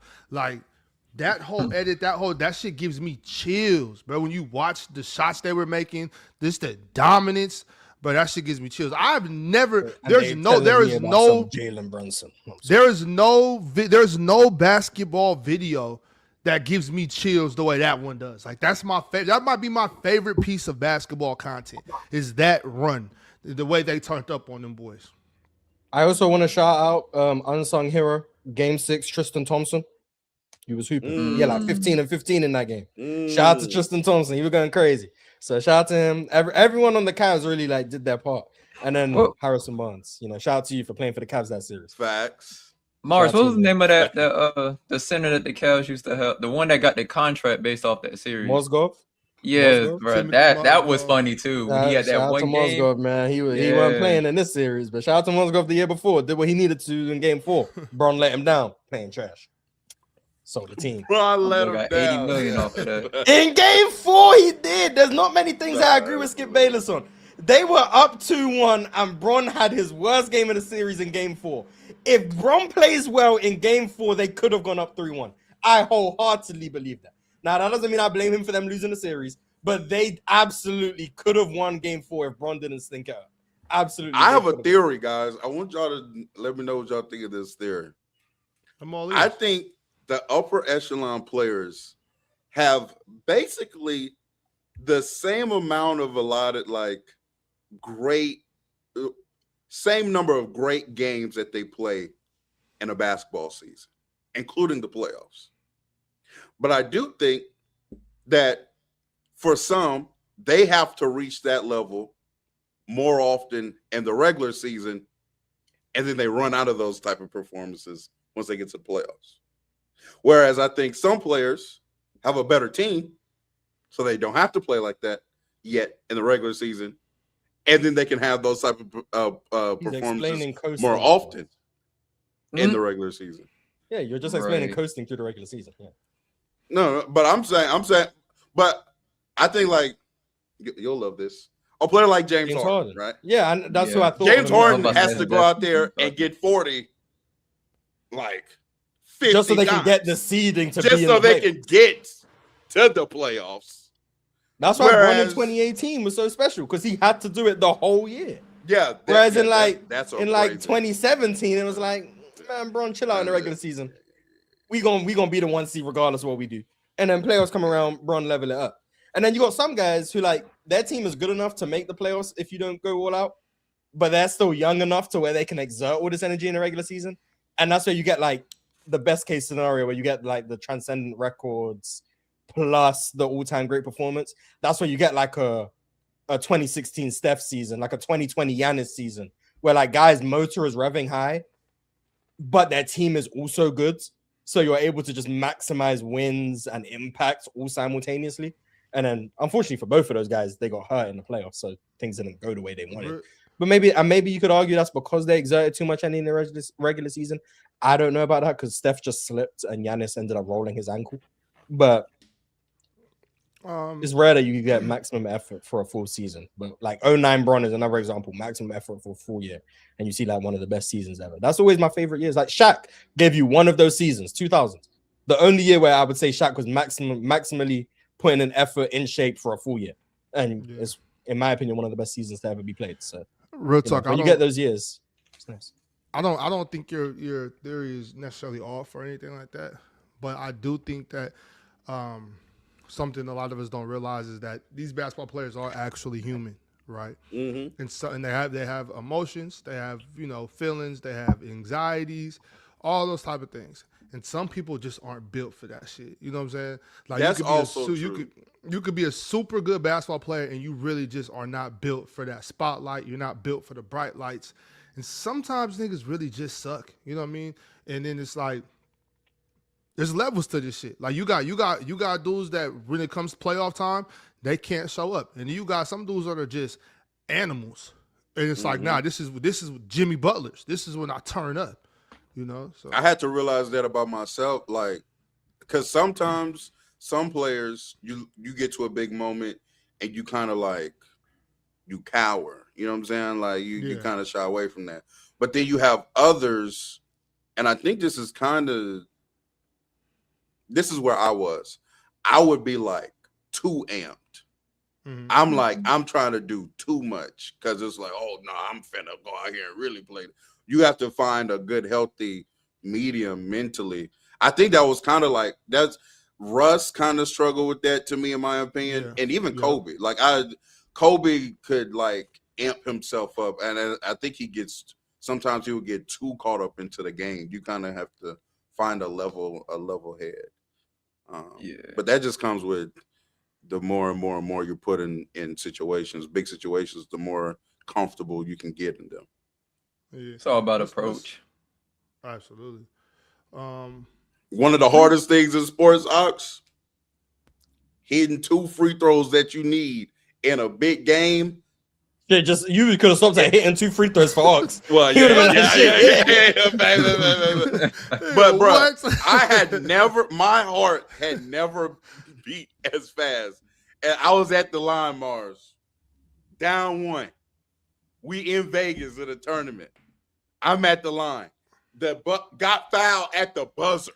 No more time on the clock. That is I went tough. up there. Like usually I'm like, oh yeah, no, I'm cool because I didn't hit like big shots and stuff like that. But like when you at that free throw line, nigga, by yourself, and it's just you Ain't nowhere to on the hide. rim. Yeah, ain't nowhere to hide. No defense. Man. There's nowhere to hide. That's you in the basket. I was like, oh shit! I went up there and missed both the free throws. Niggas was mad as hell. You ain't made one. No, Jimmy was in that situation man. against the Bucks in 2020. Remember, he got fouled at the buzzer, and he had to like shoot the free throws like after the game type. Like no one was even at the line. It was just crazy, him. bro. He had to make the free throws to win, and he made both of them. Like that's a. Hey, sometimes I would say that's a tough spot to be in. Now, I've never been in that spot. I would assume. Yeah. I was in that situation. I actually made the first one, and I missed it. We was playing against Edawanda. Needed that to win the championship at this Modesto Christian tournament, and I fucking missed the second one. Man, I wasn't expected to miss. I wasn't supposed to expect it to make either of them. So you know what I'm saying? I made. How about the other scenario when your team down 2 and you get fouled with no time for real? So you got to make both free throws to go to OT. So you can't miss one at all. Not happening, bro. That second free throw after you make the first one might be like the most nerve-wracking situation. Man, what? Like you missed the first one, that second one don't even matter for real. Like, all right, cool, whatever, we lost. You make the first one, and you know you need the second one, yeah, boy, what? It's a reason why niggas' free throw percentages plummet sometimes. Shout out to Champagne. I was watching you, Champagne. I was like, God, you ain't making no one. 80-some% free throw shooters. You look at their clutch time free throw percentage, 58%. Yeah, nigga. It's them tough. All right, y'all. Let's knock these ones out. We got one from a truth teller. Do y'all think the Wings will be able to trade? Oh, it's a WNBA. Okay. Do y'all think the Wings will be able to trade Atlanta Smith and get off that contract? She isn't performing at all, and I think they need to keep Awak and Maddie next year and make a choice on Arike. Shit, you got to keep Maddie, man.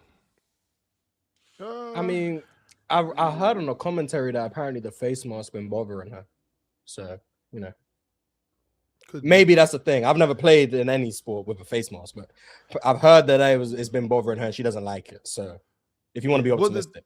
The thing about the W, y'all, is that the season is just getting started. Yeah, this season like, is getting started. We're like what, 9 games? Yeah, we're 10 games into this shit. Like, man, we got to relax. You know, this is the same shit y'all tried to do to Asia last year, and I won't forgive y'all for that. Oh, you know what I'm saying? I won't forgive y'all for the way y'all treated Asia for the first 3 weeks of the season last year. Well, it's not the same thing because Asia's balling right now. Last year, start of the season was, for Asia standards, it was. Okay, yeah. For Asia standards, it was subpar. But she was still averaging, like 19 and 8, you know what I'm saying? So, but I don't know. I like Atlanta Smith, you know what I'm saying? I like her a lot. If they were to trade her, I mean, Jessica Shepard's playing very well. If they were to move off of Atlanta Smith, I mean, somebody will take her. Somebody wants her. Yeah, the Wings have been playing well. They just ran into that buzzsaw, which is the MVP and the Lynx. You know what I'm saying? I've seen that video you made. Yes, bro. Olivia Bowles is amazing. Atlanta Smith can come up here to Portland, man. We need a defensive big. So come on. But yeah, come on, bro. Like you can't be the MVP while Asia Wilson's breathing. The MVP isn't the best player award. August. I know you keep talking about that. I understand that. But when Steve Nash win it, God forbid. But real talk. Now he's trying to give it to Steve Nash. Look at him. So the Lynx are number one in the W. You know who number 2 is, right? The Aces. No, the Aces. Yeah, they hooping. I know the Aces hooping. They are hooping. And Asia is really balling. Like I'm not gonna lie. Asia is balling right now. What? Yeah. Oh man, I can't wait to go see her tomorrow. They touch down. Ooh, it's gonna be a show. You gonna be there? You know they play. They play on the 13th. The Lynx and the Aces playing on the 13th Saturday. Okay. Yeah, well, I will be tapped in. MVP battle is that what you gonna be going MVP battle. Yeah, don't let Olivia outplay Asia. Boy, not Asia outplay Olivia. It's just one game. Go full. Yeah, exactly. Rookie going out. Rookie. But no, Mars. We got a WNBA team in Portland. I will never miss Asia Wilson in Portland. There will never be a time Asia Wilson comes to Portland and I'm in the city and I'm not at the game.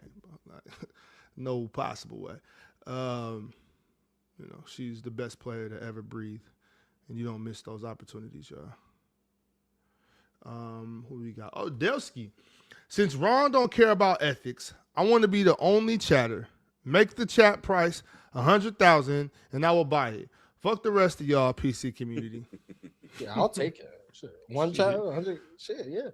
You see Delsky cook Dormo on the timeline? You guys see that? I did. Yeah, I did see that. Highlights on He the also timeline. show a clip. He also drop a clip. He was hooping. So you must have know Oh who this man, is. that shit was amazing to wake up to. I was like, oh, Yeah. and then Dormo replied with his said, little "Oh, you got film. me? My fault, OG. Hit a little shot from hit a little shot from half. He said, now make a Delsky out there 34 dunking footer. and shit. Oh, man. I'm still waiting for Delsky, y'all. Hey, from the look of it, I don't know if you want none of that smoke. Hey, that's regular I shit. don't know if you man. want none of that smoke. Hey, that's regular shit. If he couldn't do that, I wouldn't talk shit to him. Okay.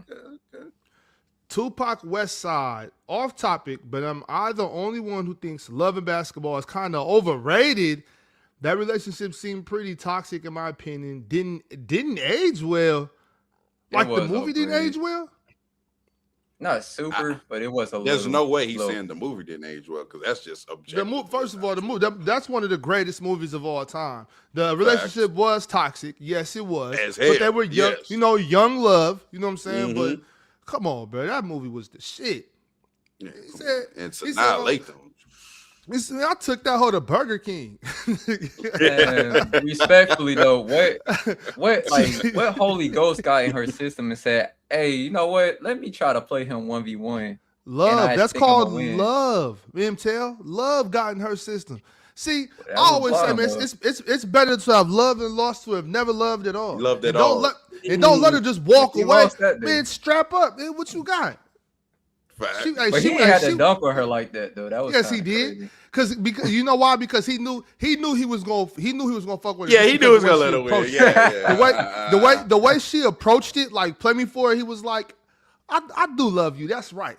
But let me remind you that never in your life will you ever be able to fuck with me on this hoop. Yeah, on the score. Facts. That's what that was. Let me make That's sure what that to was. remind you that I am Quincy McCall.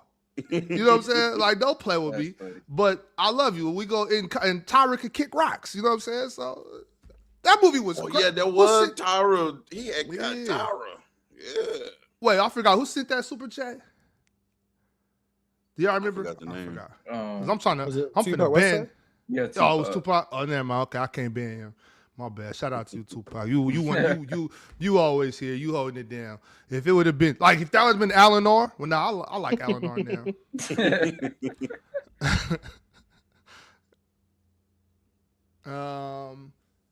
Huncho, did y'all hear? Did y'all hear about the Embiid trade to the Mavs for Kyrie and PJ?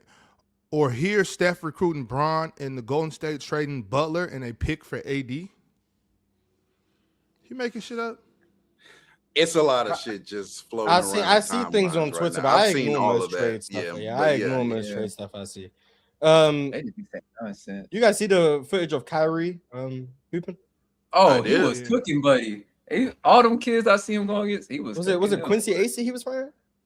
Is it? It looked like it.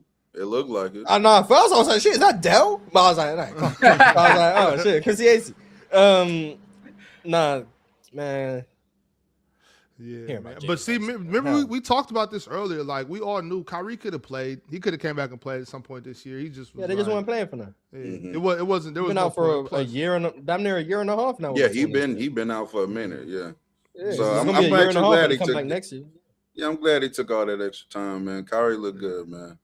I don't They care ain't gonna be a year and a wherever half. you rank whatever. That's one of the best basketball players I've ever seen in my life. I know that for a fact. I hate that I'm on like the side of Twitter, or at least I see it on my timeline. The people who be like, "What does skill really mean?" When people say Kyrie's the most skill player, I hate that. That's the people that show up on my timeline. Like I'm so sick of it. Someone, Man. Damien put out a tweet like, "Oh, Kyrie's for sure in the conversation for most skill ever," and then I'm seeing. I hate that people don't factor in X thing as skill. It's like it's just ball handling. It's like, yeah, ball skills are what people are talking about. That ain't. Exactly, Oh, look, his clearly. help time rotations. Man, shut up. Like, no one's talking about that. I hate that. That's the side of Twitter that I happen to be on. That's like, God damn. But those convos been happening for a long time, especially me knowing as a Kobe guy when it came to LeBron. So whenever you would say Kobe's so. What about rebounding? Oh my God!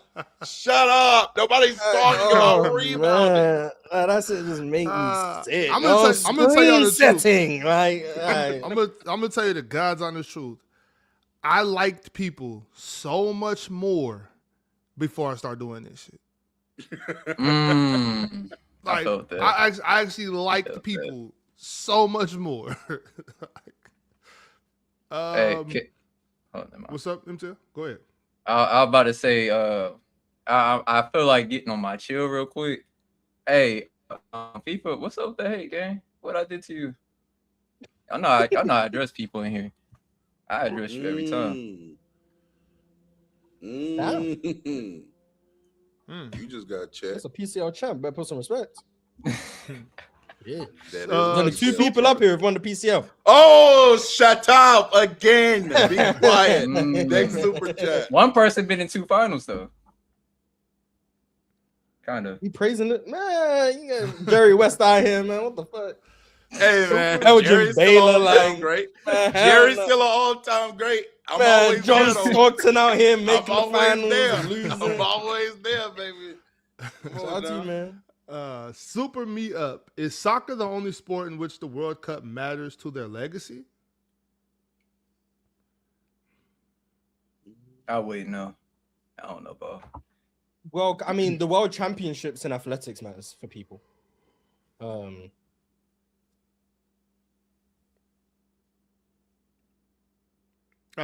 Sports have you mean like track and field or yeah, like track and field, like the World Championships and the other sports that have World Cups. Yeah.